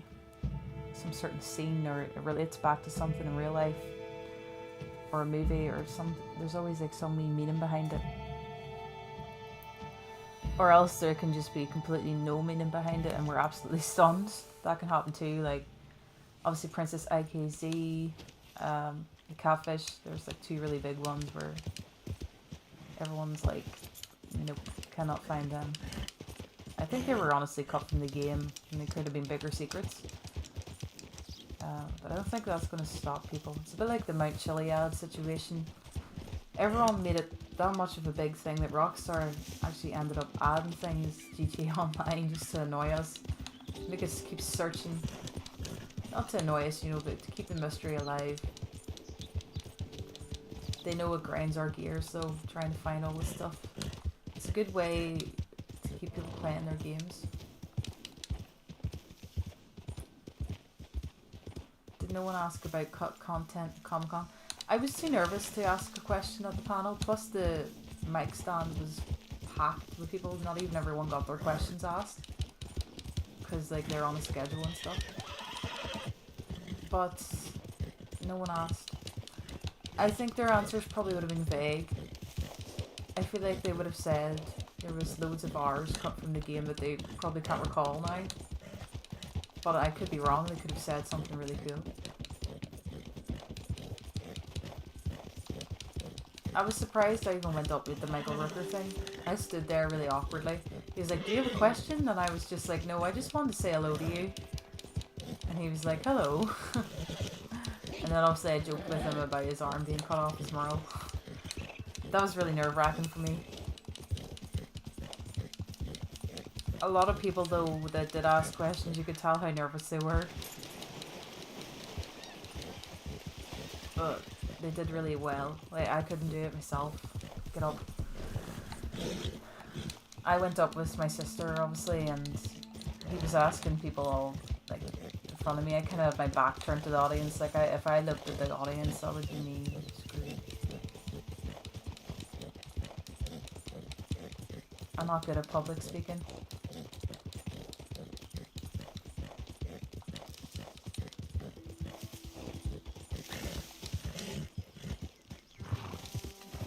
I'm trying to think of some questions they did ask.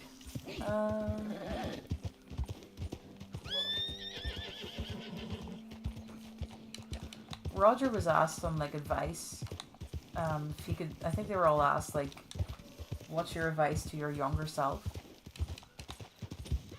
And Roger was pretty much saying that to enjoy it and that acting may not always work out and try not be as arrogant or something like that. Take it in there. I think he was a bit shocked because it was a wee bit, I felt a bit awkward for him. A fan had asked, I seen a cameo of you before when you said that your younger self, you were more arrogant or cocky or something. It was something along them lines and his face kind of went like, whoop, like kind of dropped a wee bit. And then he answered it and he was saying, he was nice obviously about it. He's just saying about his younger self. Well, you would tell him. Rob really, he gave long answers. He tried to, he was like, I'm not sure if I'm answering your question totally, but do you understand? Like, he was like, really getting into it. All of them were, but I think it was, a lot for them as well. A big crowd of people. They were maybe a bit nervous too, do you know what I mean? After meeting so many fans and then going up on a panel, with it being really warm, and they were probably really thirsty as well.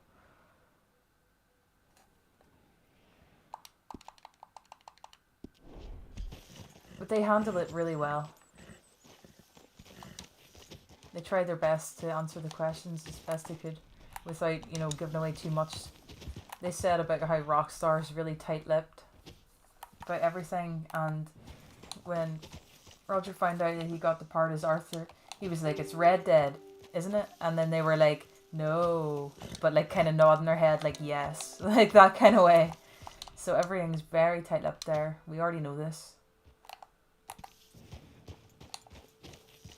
Where's the spare at? Oh, I feel bad for them in a way as well. That'll be a lot of pressure.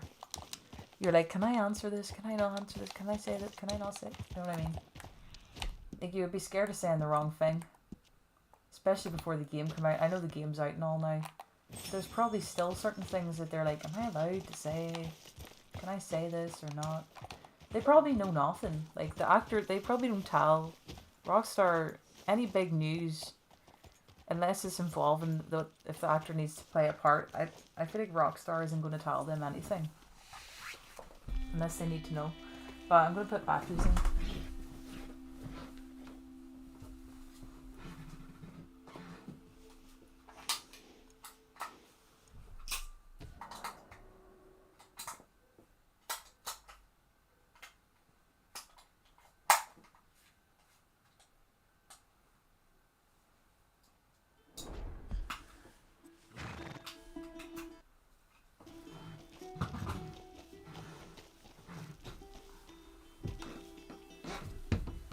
Yeah, but that thing about the fan, I think that she got nervous maybe and she kind of worded it the wrong way.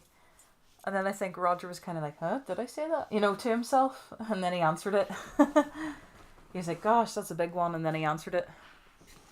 I don't know what she meant by that. She said there was she's seen a cameo one time, she remembers, and he was saying about how when he was younger he was really arrogant and all this here. I don't know where she's seen that, or she worded it the wrong way or something, but she maybe was really nervous. You're okay, boy. But he kind of looked like, huh? You know that kind of face where you're like, wait, what? And then he just answered her question about, you know, the younger self thing.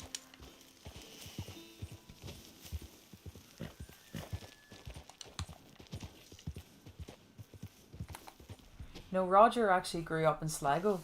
That's down south in Ireland.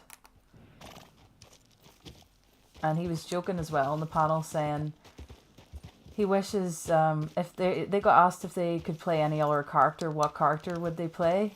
And he said he would play Colin O'Driscoll, so then he could say his name right.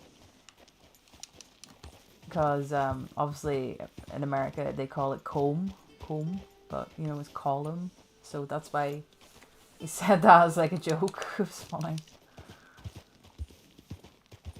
So he said he was down visiting his family in Sligo when he was here, which is awesome. A lot of people didn't know that he's Irish American. You know, they did meet him. You can definitely hear that wee twang of Irish accent in behind Roger's speaking voice. You can definitely hear it, even when you post videos up. There's still a little bit of that Sligo accent in the background. He grew up there when he was younger, so the wee twang is always going to be there. Obviously, when he's playing Arthur Morgan, he's Arthur Morgan. But when he's just Roger, you do hear a wee bit of that Irish coming out. I don't know where this bear is. I just think I'm not looking properly or something.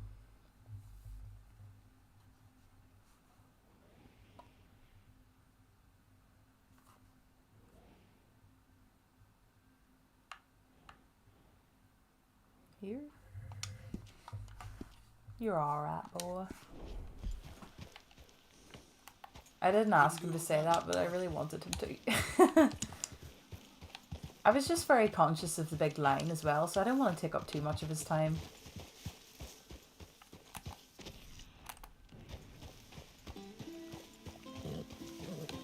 The good thing about it is when I was waiting for my other autographs, I was able just to look at them all, and I was like, whoa, they're right there.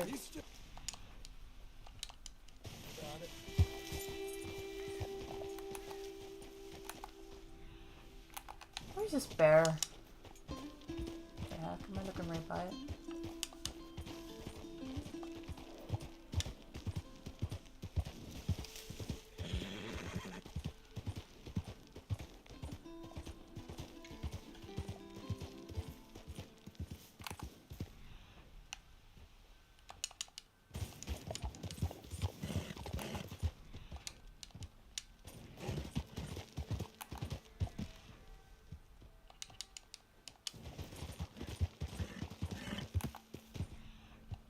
Hmm.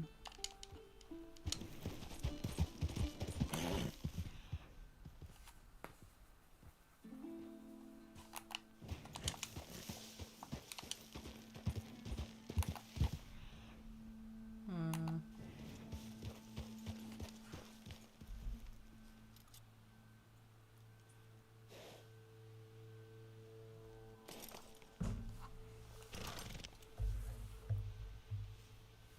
Maybe I'll just watch the video, it might help.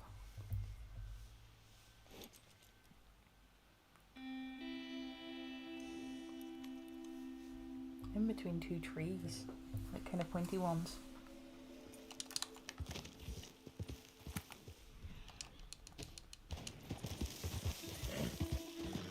Oh, it should be right here. Maybe because I've already seen it. It's gone. I don't know. Because I already got the weapon from it. Yeah, that's probably why. I was wondering there. Oops. Yeah, because you can see the claw marks in the tree. I was wondering there. It's like, can I not see this?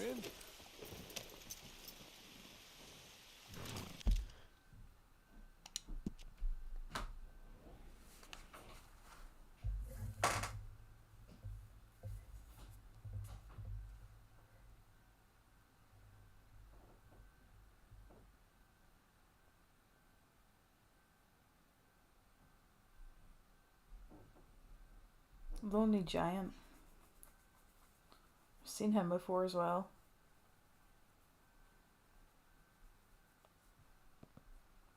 I'd like to go back there though. Apparently you have to follow the birds there for it to spawn. But then I heard you can just go there, you don't have to follow the birds.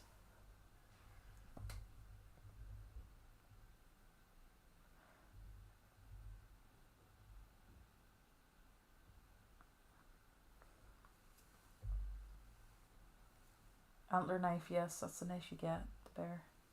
Lonely Giant. So I was saying to go to Wapiti.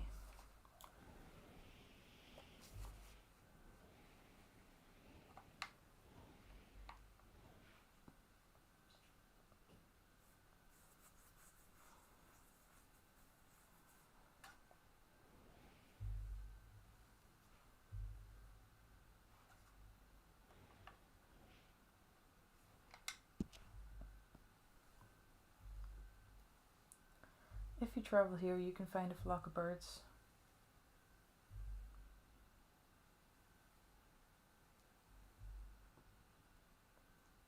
It leads you to the Lonely Giant.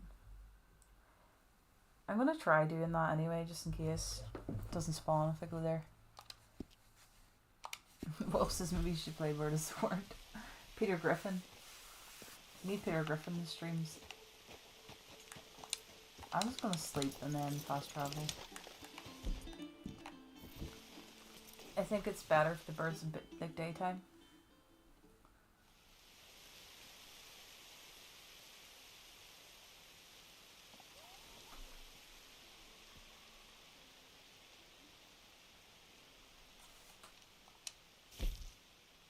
Or no, I'll sleep first.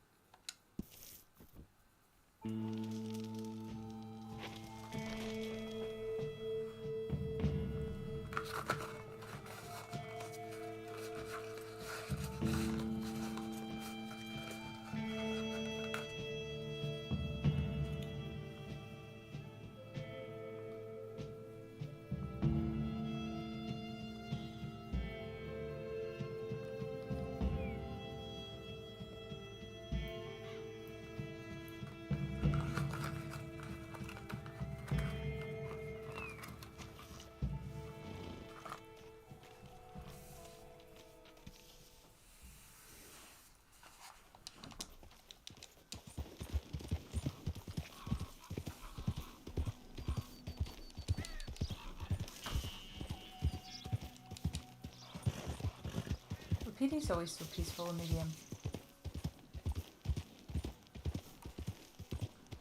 I was gonna wash my hands quickly, I'll be right back.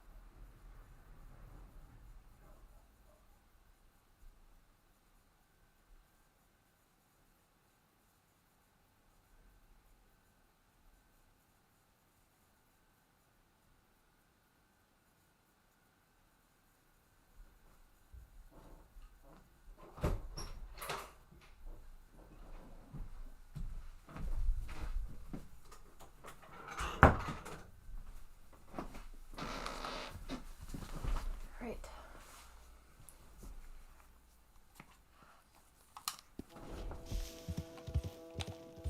Where's these flock of birds?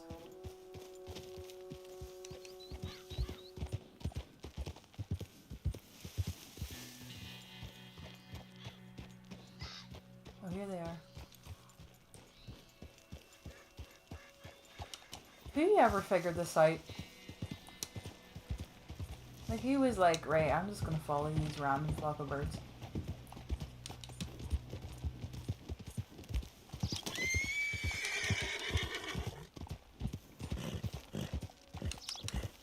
They do move in a certain way that makes you want to follow them, though. I just don't think I would have figured it out. I probably would have shot them or something. Slow it.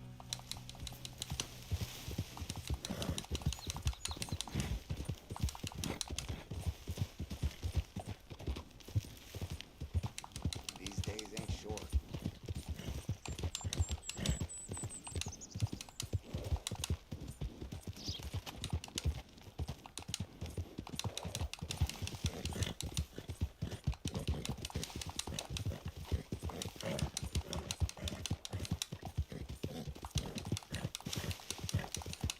This horse is really slow compared to the Arabians and that.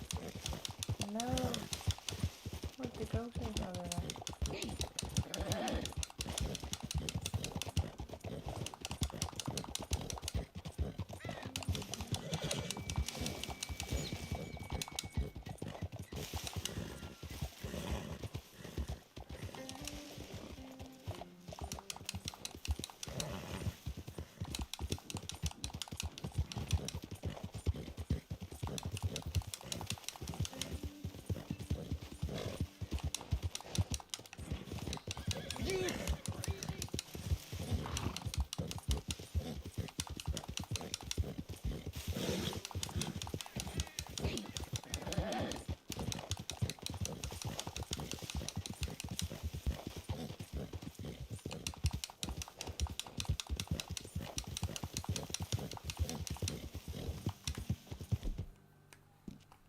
That's why you're my horse.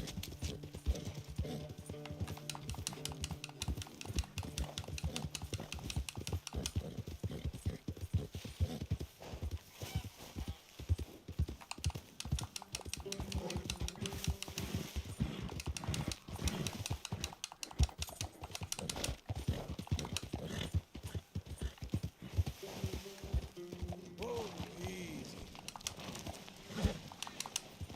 Have I lost them? Am I in the right place? My god. My god. Great. I don't know. Hey, buddy. I think I lost them.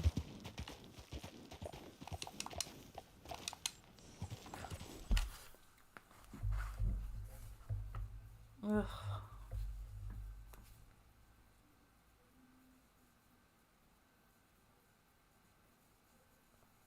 Now I don't know where to go. I should have just stayed in the path.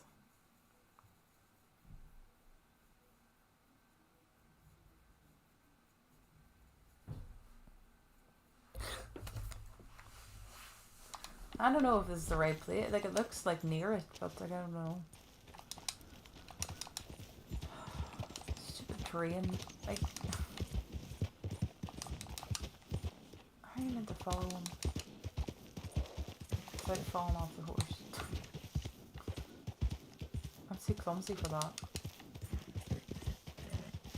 Is this it? Hello, little fella. Hi, What's your name? John. John Marston, usually. Who are you? Well, I'm not telling you that. I like to be anonymous. I like to blend in. That's a joke. I'm well known for my humor, you see. Anyway, be well. And then you can come back after a few days. Finally found it there. I was like, no, I followed these birds for nothing. Oh, now look at the ominous fog.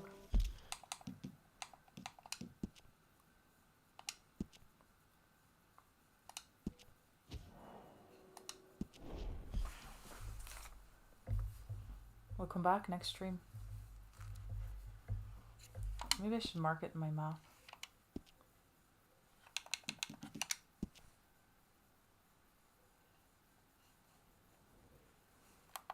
I don't think I can. Let's take off the marker.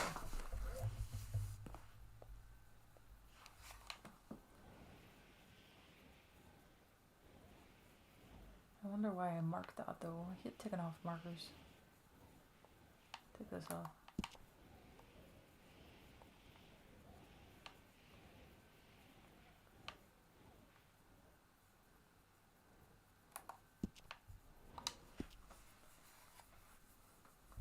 Yeah, thanks for the likes, everybody. See if we can make it to 30. Really appreciate that. It helps out the stream a lot. It really does. It's just how YouTube works. I want to try get a new emoji as well for members. I think we need a few more slots though until I can unlock a new emoji. And I will do the Resident Evil stream. I'm just trying to fit it in somewhere. The members one. So be on the lookout for that if you are a member. Greatly are appreciated. Being a member really helps out. More than you know. It really does, because nearly, like, I think members are the thing that keeps the channel actually going, like, funding wise. So I really do appreciate that.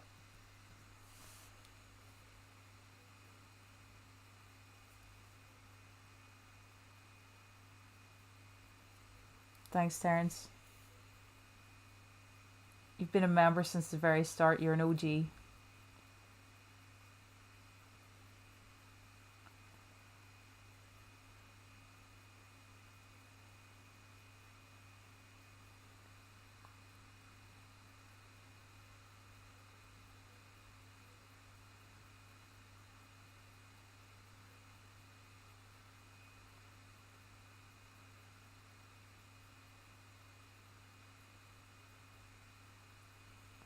What secret are we doing next? Tiny Church we've done. Perverted Stalker, I've done that as well. Frozen Couple. Let's see if I've done that.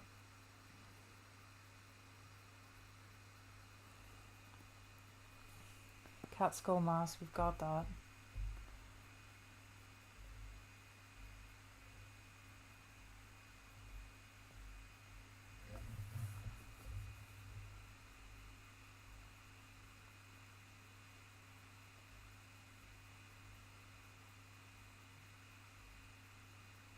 Clausen's Rest.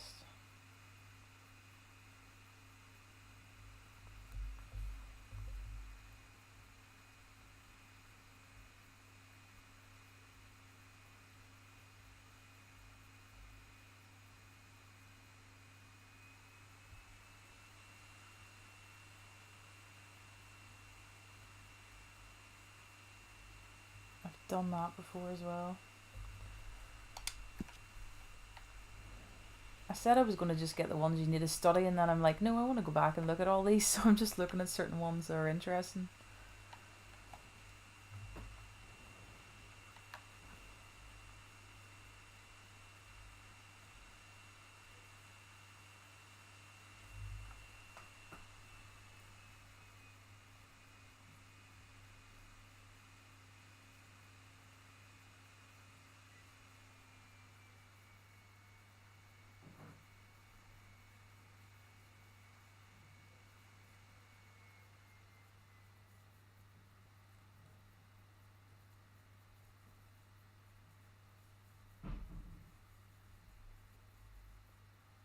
Yes, their mother went away and never came back. That's the two children. That was the one I was thinking of earlier. Clausen's Rest.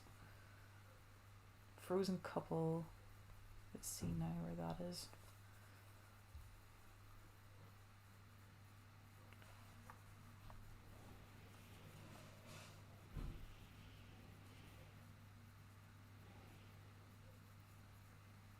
I'll be quite surprised if I haven't done it in this profile, but check it out anyway.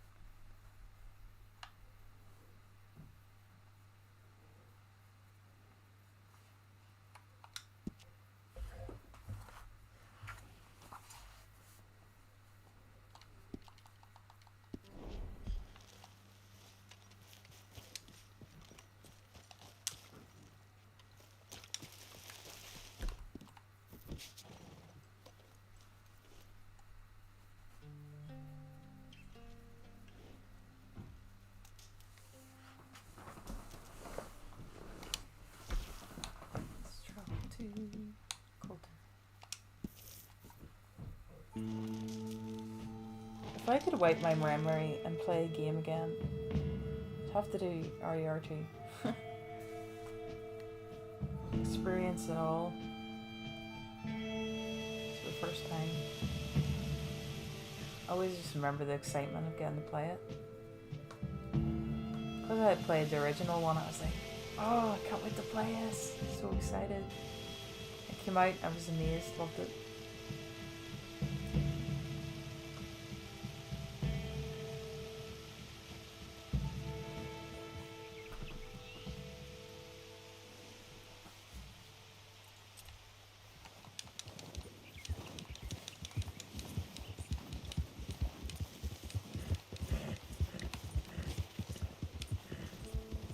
Like, I wonder to myself, is there ever going to be a day where I know everything about Red Dead? I don't think so, because there's still always some wee thing you find out and you're like, oh, there's another thing I didn't know. You know, I considered even making some Easter egg videos in Red Dead Redemption 1, but I don't know how well the videos would do.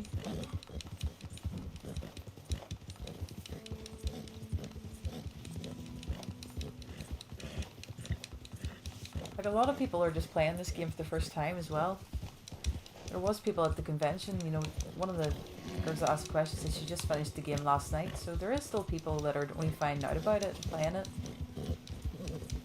Obviously online's a bit dead. The story mode, it'll go on forever, you know, it'll be one of those games. It'll stand the test of time, sorry. And I just think that for the channel, you know, because it is an older game, it's harder to get some traction on it. But, like, I enjoy it that much that, as I said, it comes free in the videos. And someone that's new to Red Dead could discover the channel. So it works in that way. And then, of course, I already have people that I know already love the game. Been subscribers from the start, or just been in here since I started doing live streams, which is crazy. And probably get new people in here that just lurk or like to sit back and they're a bit more quiet. So I always appreciate people lurking in the background, just being here. and if you watch the video, definitely helps out a lot. Especially what I'm trying to say is when the game's older, you might get, like, if you cover Starfield, for example, you're going to get a ton of people on there because it's a new, fresh game at the minute that everyone's obsessed with and wants to know about. But if you're covering this something that's 5 years old, it's harder to get views. But as I said, I love it. Like, I'm not chasing after views, you know, I'd rather love what I'm doing, if that makes sense.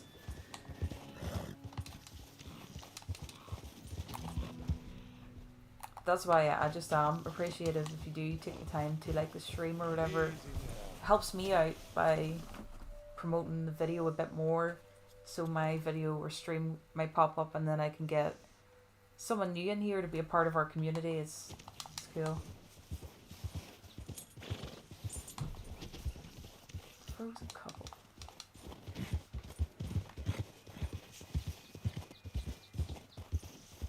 Maybe they've disappeared because I've already did it. It's not like a little camp.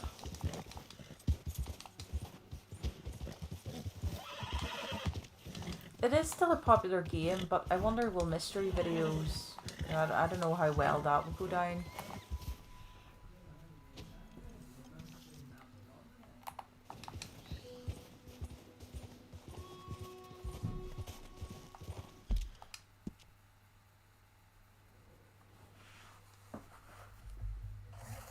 I know a lot of people playing Red Dead 1 now because of the port too, which would probably be a good time to cover it if I wanted to.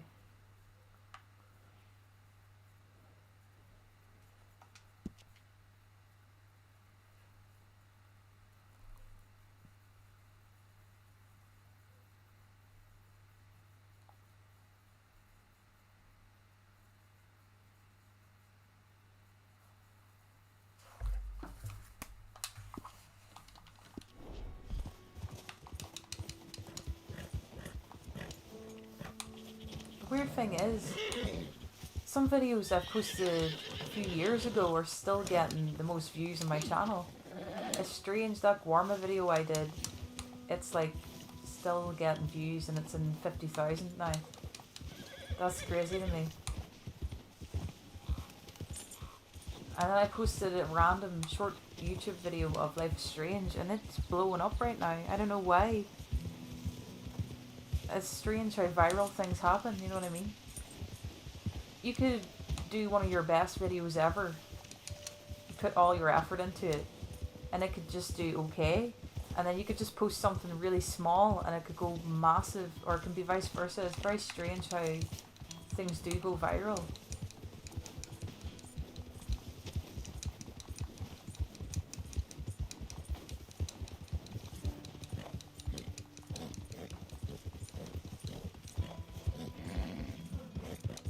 Five-year anniversary next month. Unreal. We'll have to do something big for that. Get the Void Laws together. Of course, I'd love to do a in real life meetup with the Void Laws, but with everyone living so far away, it might not happen. I got to meet up with Tori at Comic-Con, which is great. We've been planning another meetup in a while. I've met her before. We were planning another meetup, but it was very, very busy that day, and we were both trying to get autographs and go to different timings, so we got to speak like twice. We never got to hang out as much as we wanted to.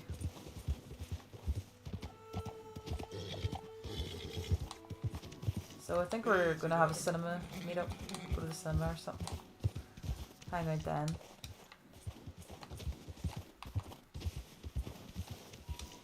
That's what I mean. I just look at you guys as friends.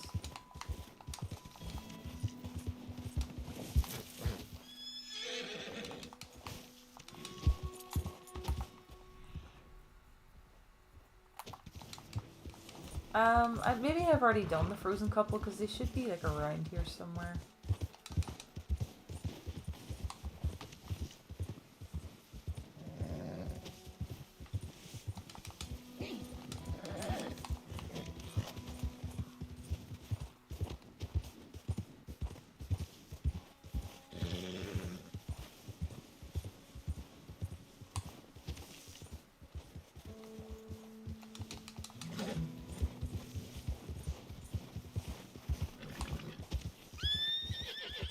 sure this is where the camp is.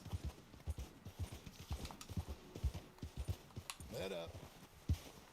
If I check my maps, then I might be able to.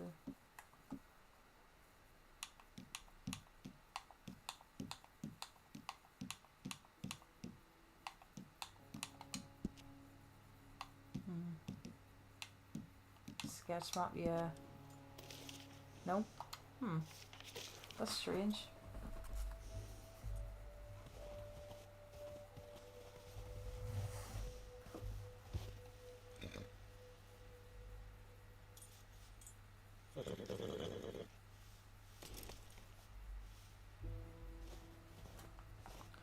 The wee X should be on the map, maybe that's why.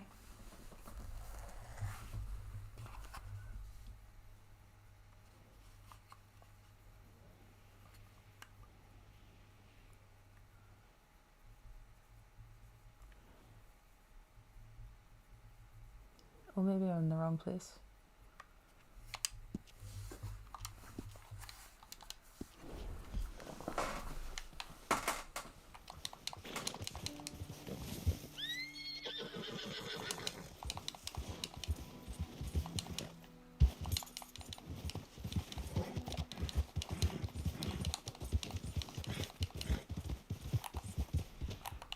Okay, yeah, it's not here.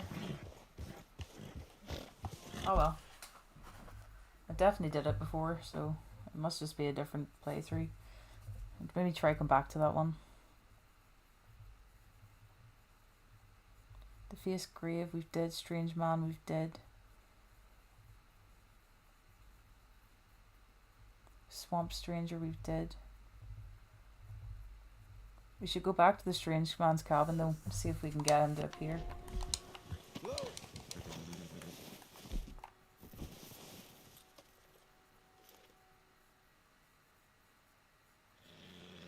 Strange Man. Mwahaha.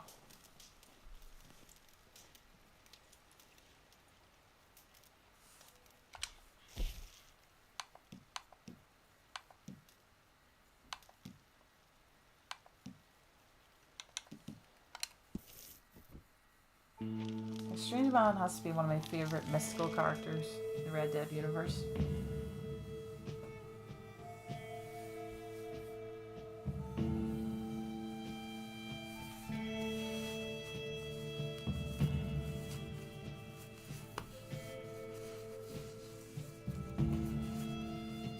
I don't know if everyone here heard about Tombstone Redemption. That seemed really cool. It was in Tombstone, Arizona, where it was pretty much set up like a western. All the props and everything you could want. And the Red Dead cast went. The only person that couldn't make it was Roger. Fortunately, it's something that came up. But I wonder if they'll ever do that again. If you're in America, that'd be awesome to go to that. That's what I mean, like, they're really keeping the game alive, which is good. Like us fans and them, they're really keeping the game alive.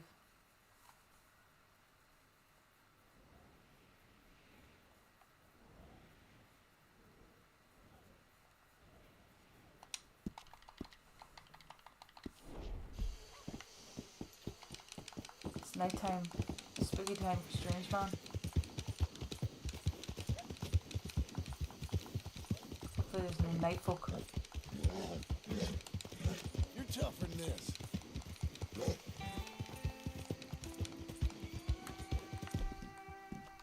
Easy.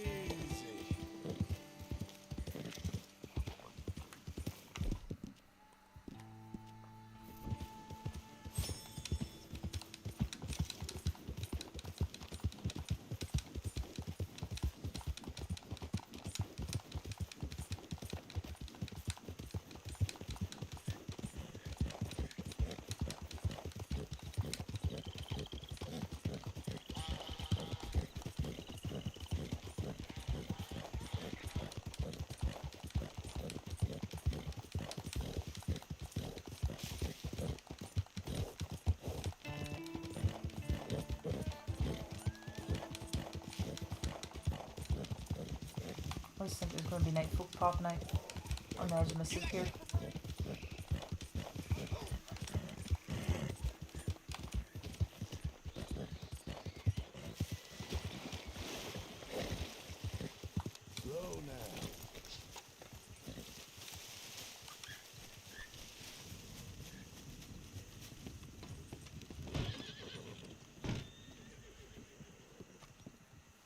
That's weird. I can't get him to appear.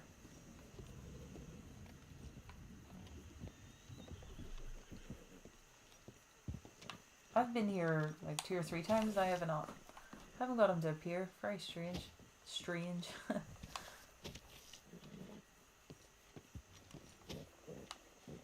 Okay. The Pinton's not here either. The hell? That's weird.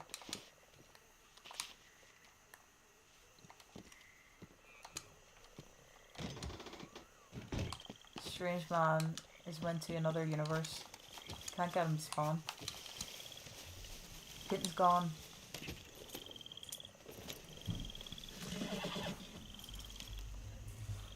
We scared off the strange man.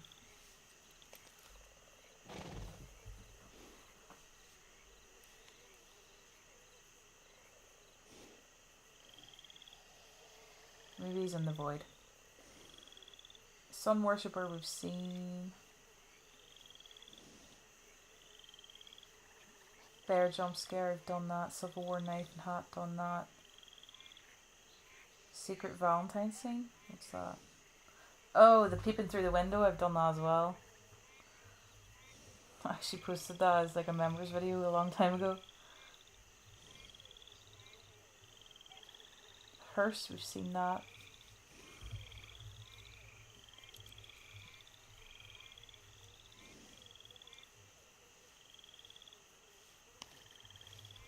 That's just in like New Austin, Aberdeen pig farm. Definitely done that.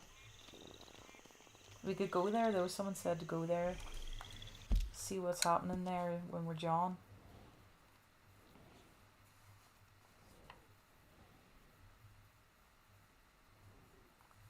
I wish I had known about storing my money before Arthur died. We need more money to go to Tahiti.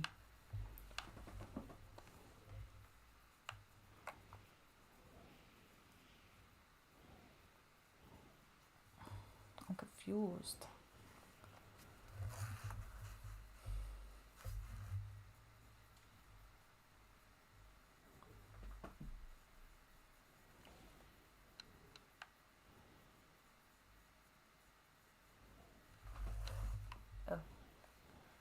Oh. It's here.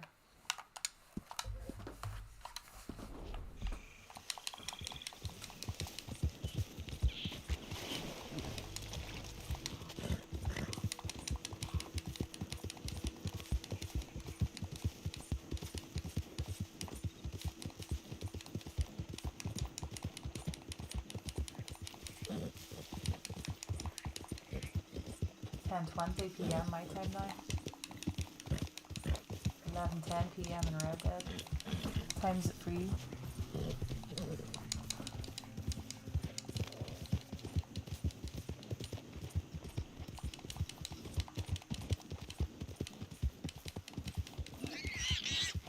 Jeez, a pig. Gave me a wee bit of a jump scare there. John's looking a bit skinny. I'm gonna feed the poor man here. He's only got 11 cigarettes at this stage.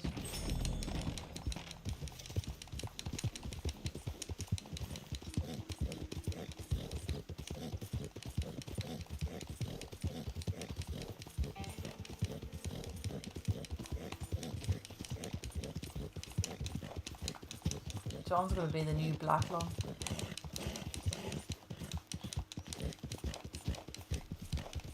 Oh, Peter was actually in, is it LA Noire? I think he worked for Rockstar Games before. Pretty sure it was LA Noire. I completely forgot about doing the playthrough of that. I was meant to do the playthrough of that. I've never played it before.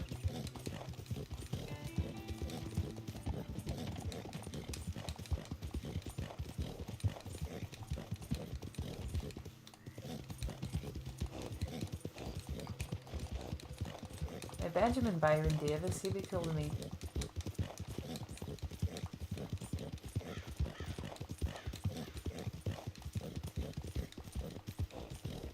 no, I'm scared. Easy now.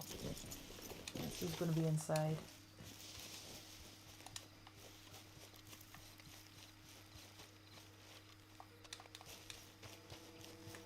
Got a gun ready.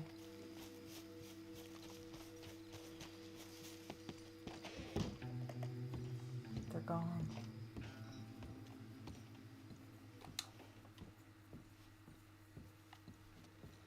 Look at the pipe.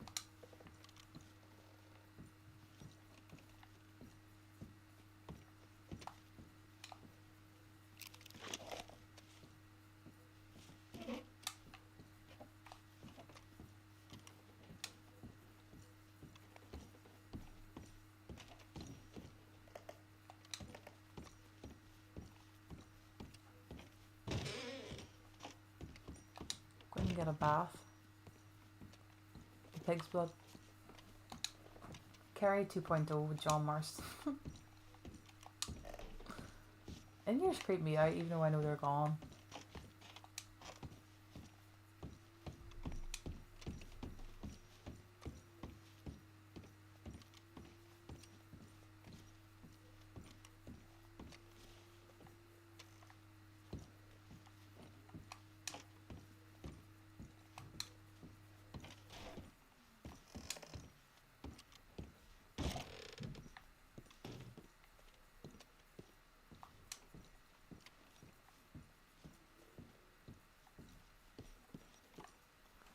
There's not much here of interest.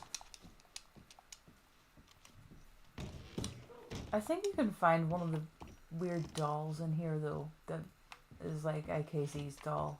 I thought it sat over here somewhere, but I can't remember exactly where it is.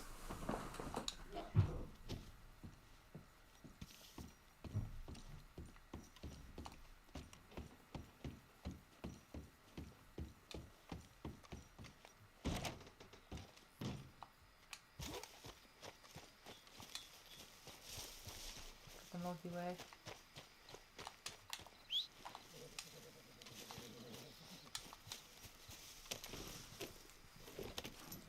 Alright, let me see. Out of all the ones I've looked at, I only needed to study one thing, so that's good.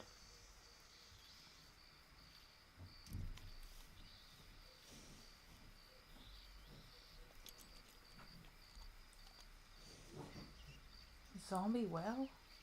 Oh yes, yes, the one where you go down it. You look like a zombie. I've done that before.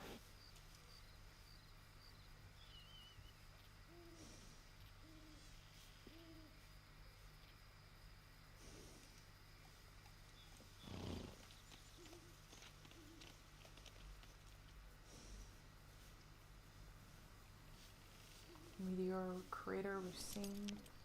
Banjo Mutant, definitely seen him before. Circus Wagons, yes. Manzanita Post. Let's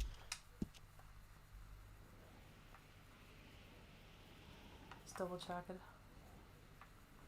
Yep, so that's good. What else we got? Robot, yep.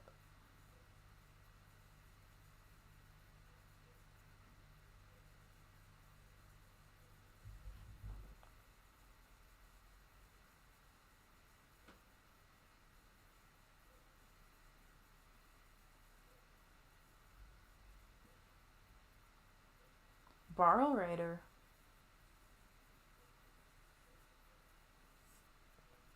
Oh, I haven't seen this in a long time. That'd actually be a good video to cover.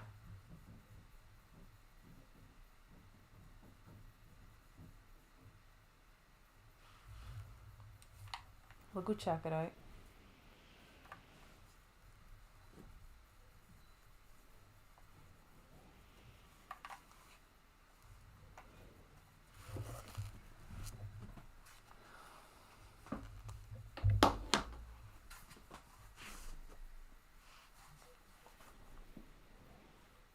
I need to go to Wikipedi though.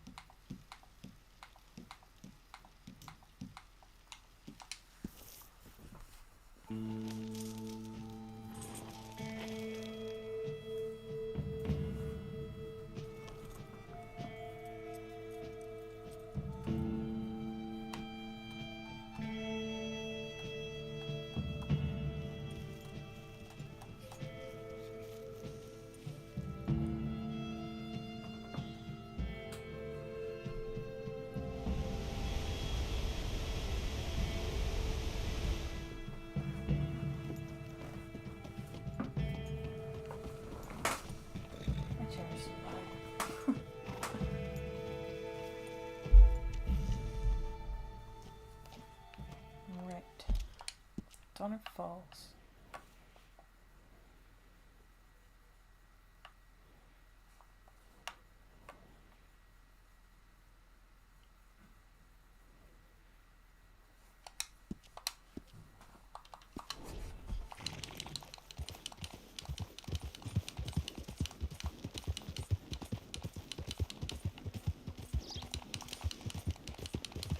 The thing is, like, a lot of the secrets you don't have to study, so as long as I've seen them at least once, then I feel like I've done everything in the game.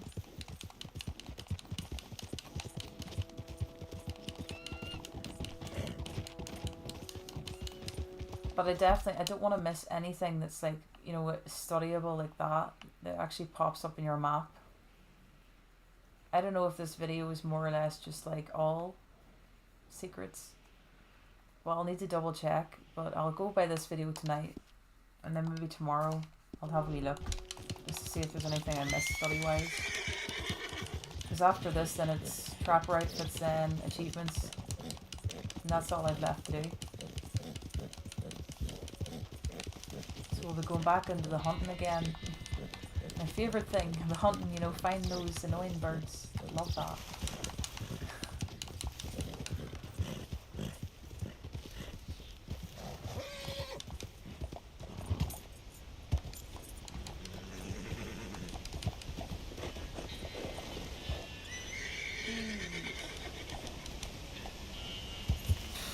I'm gonna end up killing the horse.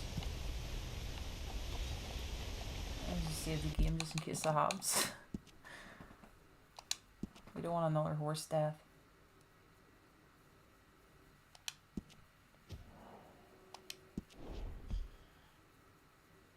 Oh, thanks, 27 likes, almost at 30, appreciate it.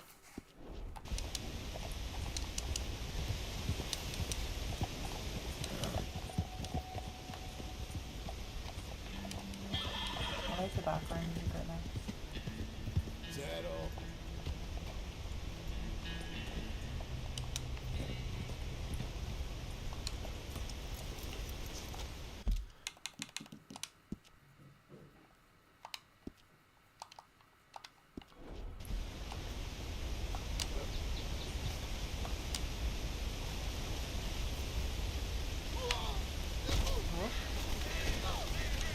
Well, that didn't work out well. Oh, so this is an inspected one.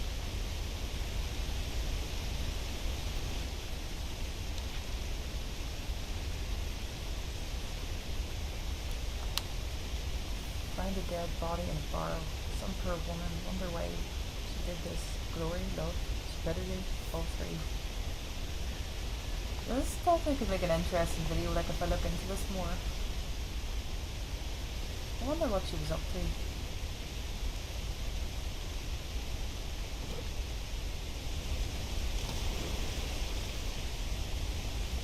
I think she was trying to escape from someone.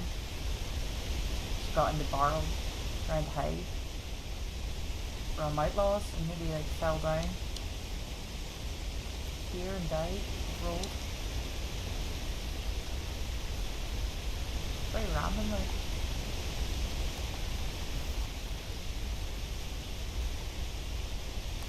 Yeah, but upcoming videos soon. I'm gonna cover this, look into it more, research, see if I can find anything.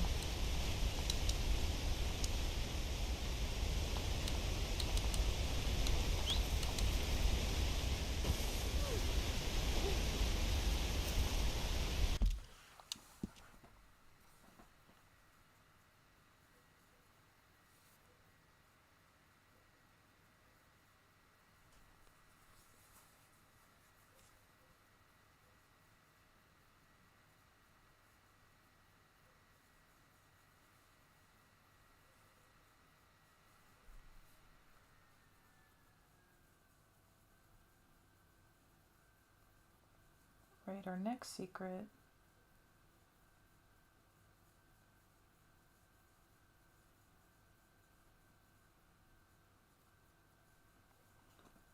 Slither. I've seen her before in the swamps.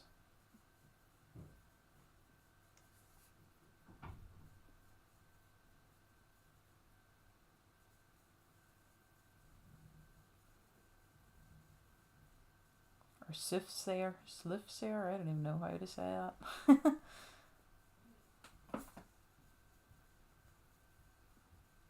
It'd be good to get her, you know, in a stream though.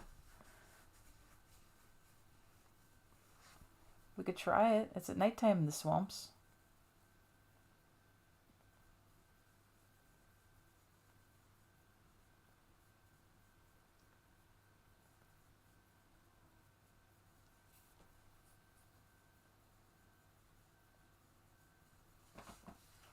I'll sleep to nighttime and see. Ratskin saying, howdy boy, mate. Hope you're well. I'm doing good. Thanks for stopping into the live stream. Hope you're doing well. We're going around mystery hunting, checking off all points of interest, making sure I've seen everything in the game secret wise. Haven't missed anything.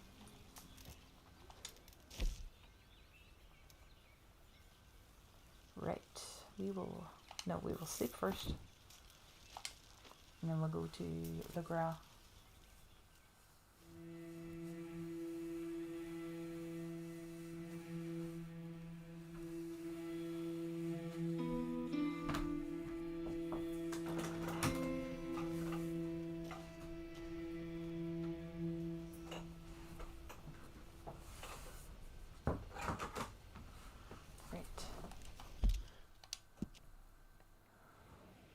Oh, I didn't even fast travel yet, never mind.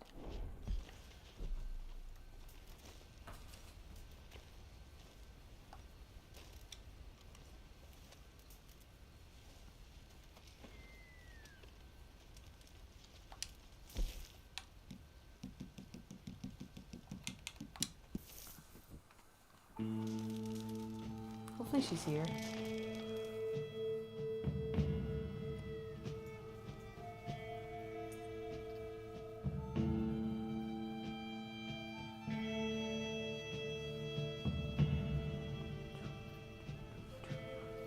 Cool. I eventually got Florida Panther for the Zoologist trophy. Nice!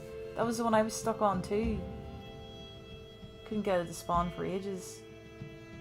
It was in one of my streams like a while back there. Got it though. I just have 3 more achievements left. Pretty much get all the secrets tonight and a wee bit of tomorrow's stream, and then just trapper outfits and those 3 achievements. I don't know what that is. Stranger. Let's check it out.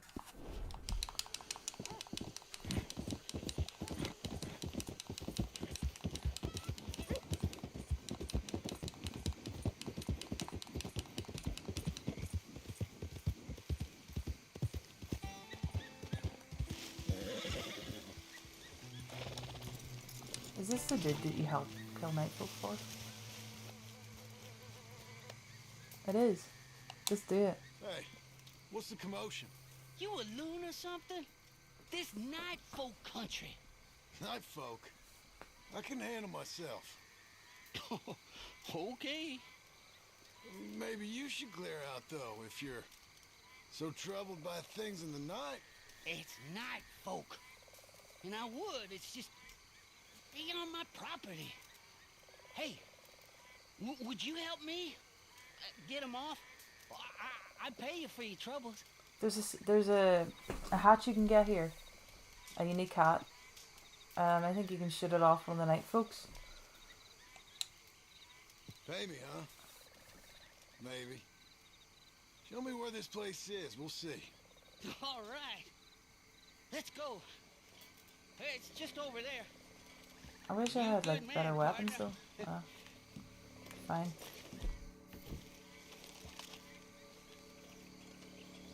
Them night folk could put me on a pike. They got their paws on me. Hang me up on a hardwood hammock. Thanks, Ratskin. I'm glad you got your trophy as well. I ain't dead Be as it tedious. is. Night folk. Oh, they bad people. Bad folk. Animals. A lot of them. You know, I ain't never heard no night folk speak. There's not been one peep out of no night folk. Not that I ain't heard it, at least. Imagine not uttering a sound. Can you fathom that? What kind of evil don't make no sound? It's bad, all right. Bad. I mean, I don't meet many folk out here, on my own the most part, but I still speak, you know? I talk to myself, ain't no one else around. Chew my own goddamn ear off. I can imagine. Now, used to be the gators was the worst thing in the bayou. Gators and snakes. I've been snake bit more times I like to remember. Ain't been gator bit, though. Got that to be thankful for, at least. Gator bites is nasty. Then turtle bites is bad, too. They call them snapping for a reason. I've been known to snap too. So, how about we keep it down? Oh, yes, partner. Yep. Uh-huh. That's probably best. A wee bit of a crazy kid, isn't he? Bats. Hey! Damn bats. Don't you worry about no bats. I'll tell you when you got to worry, all right.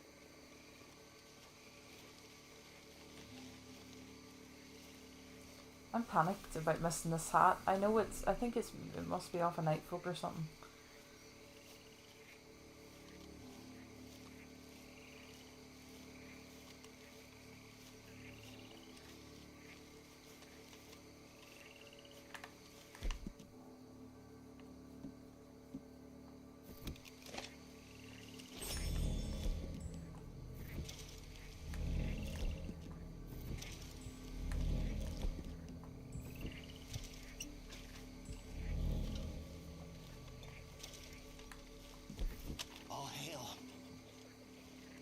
Look at that. He fresh.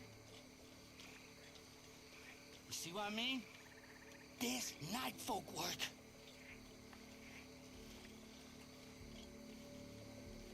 I knew this feller. Good fella. Didn't deserve this. Now come on.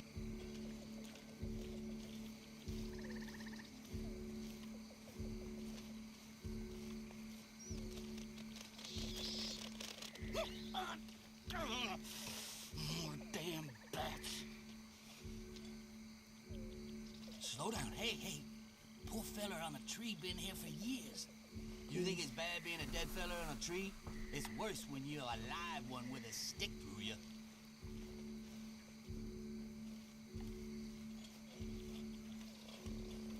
It's a preview mission. I think I done it with Arthur. Lamps out. They might not speak, but they sure can see. Now, look out here, there's gators. What a place to make your home. It's nice, ain't it?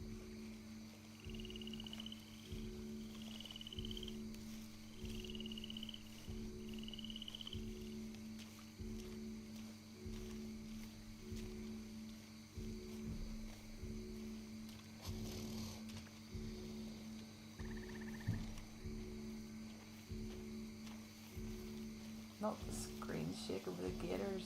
It's creepy. Getting creeped out here. Here we go. Up there. Night folk up to all sorts. You go deal with them. I'll be here with my rat gun. Okay. Do what you can. Oh, they got someone. Poor fella. Oh, too late for him.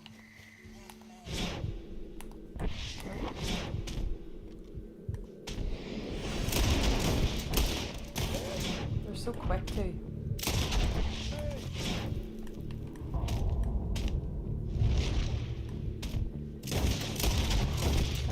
Clear off of there! Shit, they're coming!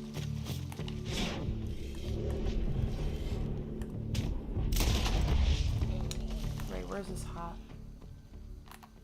Somewhere. Got him all right. The place is ours. Come get your reward.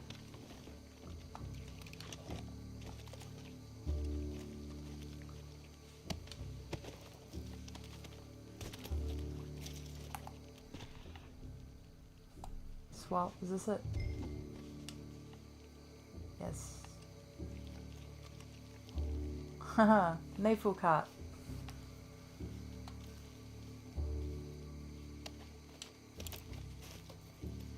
Special Nightfall cat. One of the rarer ones. Because if you don't know about it, you're just going to end up doing this mission and running and getting your reward.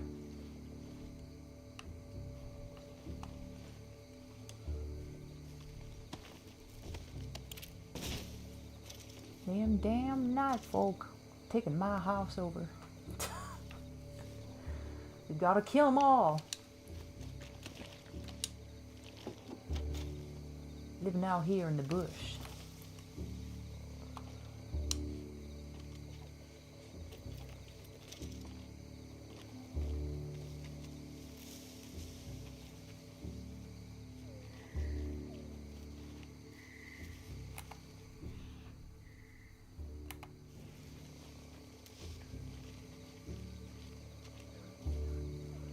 I think this is the hat because like it was the one that was glowing. The only other one that's glowing. That's how you know it's a hat that you can keep. Is my scarecrow one that I swapped it with. And it was just from memory, like. So I hope it is. Looks like a special hat. Boy, oh boy, that's gotta be more of them. Stay here. I'll see. I don't like this. Not at all. Oh no, more.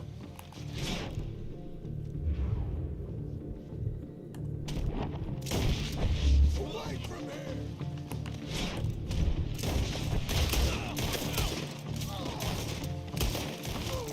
Mr. Daddy!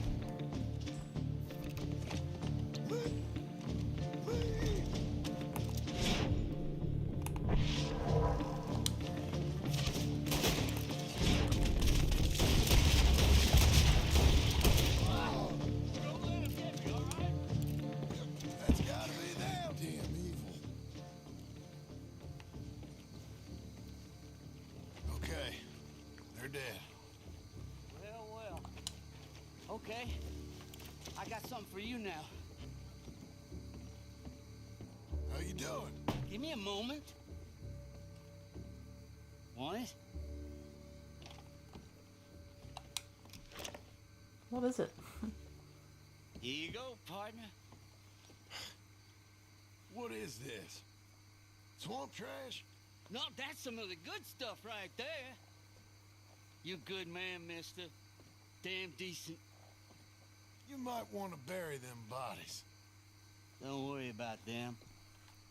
Food for the gators. Gold tooth. And a muskrat. Here, we'll take it.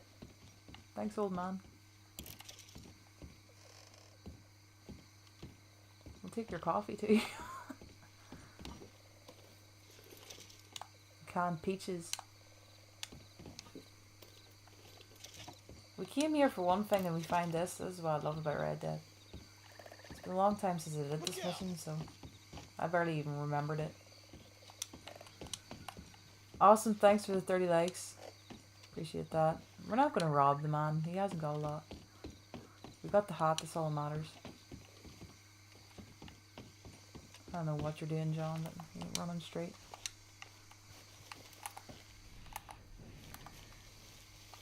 Scary night folk.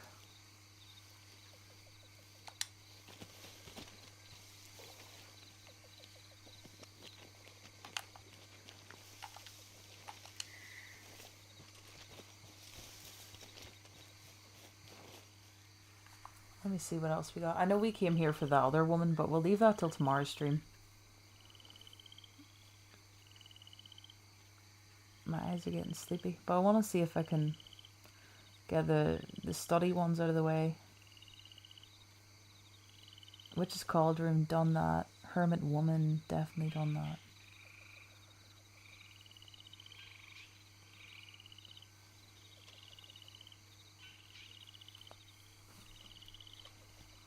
I don't think she pops up as like an interest either.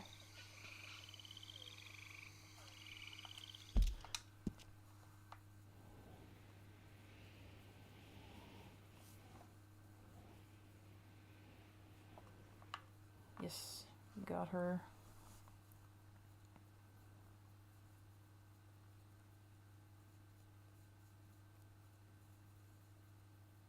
Flying machines, done that. Man-made mutant, yes. Ghost of Agnes Downs, yes. Chelonians, yep. Devil in the Cave, yeah. Alien Spaceship, yes. Exploding House, yes. Whispering Forest, yes. Strange Statue Gold Bars, yep.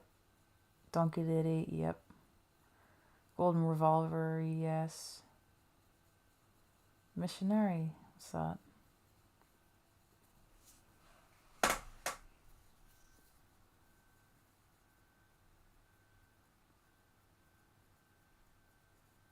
I don't think I've studied that one before.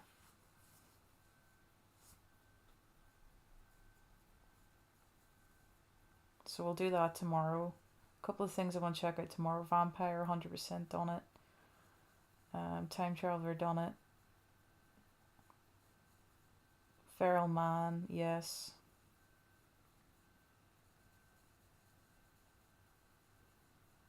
Meditating Monkey, yep. There's a couple of ones I want to double check, but I'm going to leave that till tomorrow's stream. A couple of ones I want to look over. But I think I've pretty much studied everything in the map. Nearly sure of it. Maybe two things that I've missed or haven't seen. So we're nearly there. But this has been an awesome stream. Really love catching up with everyone. Big shout out to everybody in here. Terrence and Ratskin. Everyone that commented. Appreciate it. It's great catching up with everybody, and I'll be live tomorrow. I've got a couple of video ideas from the stream, which is good. It's always good to refresh your memory and all these Easter eggs. You know, the game did come out a long time ago, so sometimes it is hard to keep it fresh in the memory, but yeah, I want to make a video again soon as well. Really appreciate everybody hanging out in here, and I'll talk to everyone in tomorrow. That's if I don't turn into a night folk person. You know, that might happen. You might not see me tomorrow. I might be a zombie, Amy. But yeah, much love everybody. Peace out. Take care everyone. Have a great night. Hope you enjoy your weekend. And I'll see y'all in the void. Take care.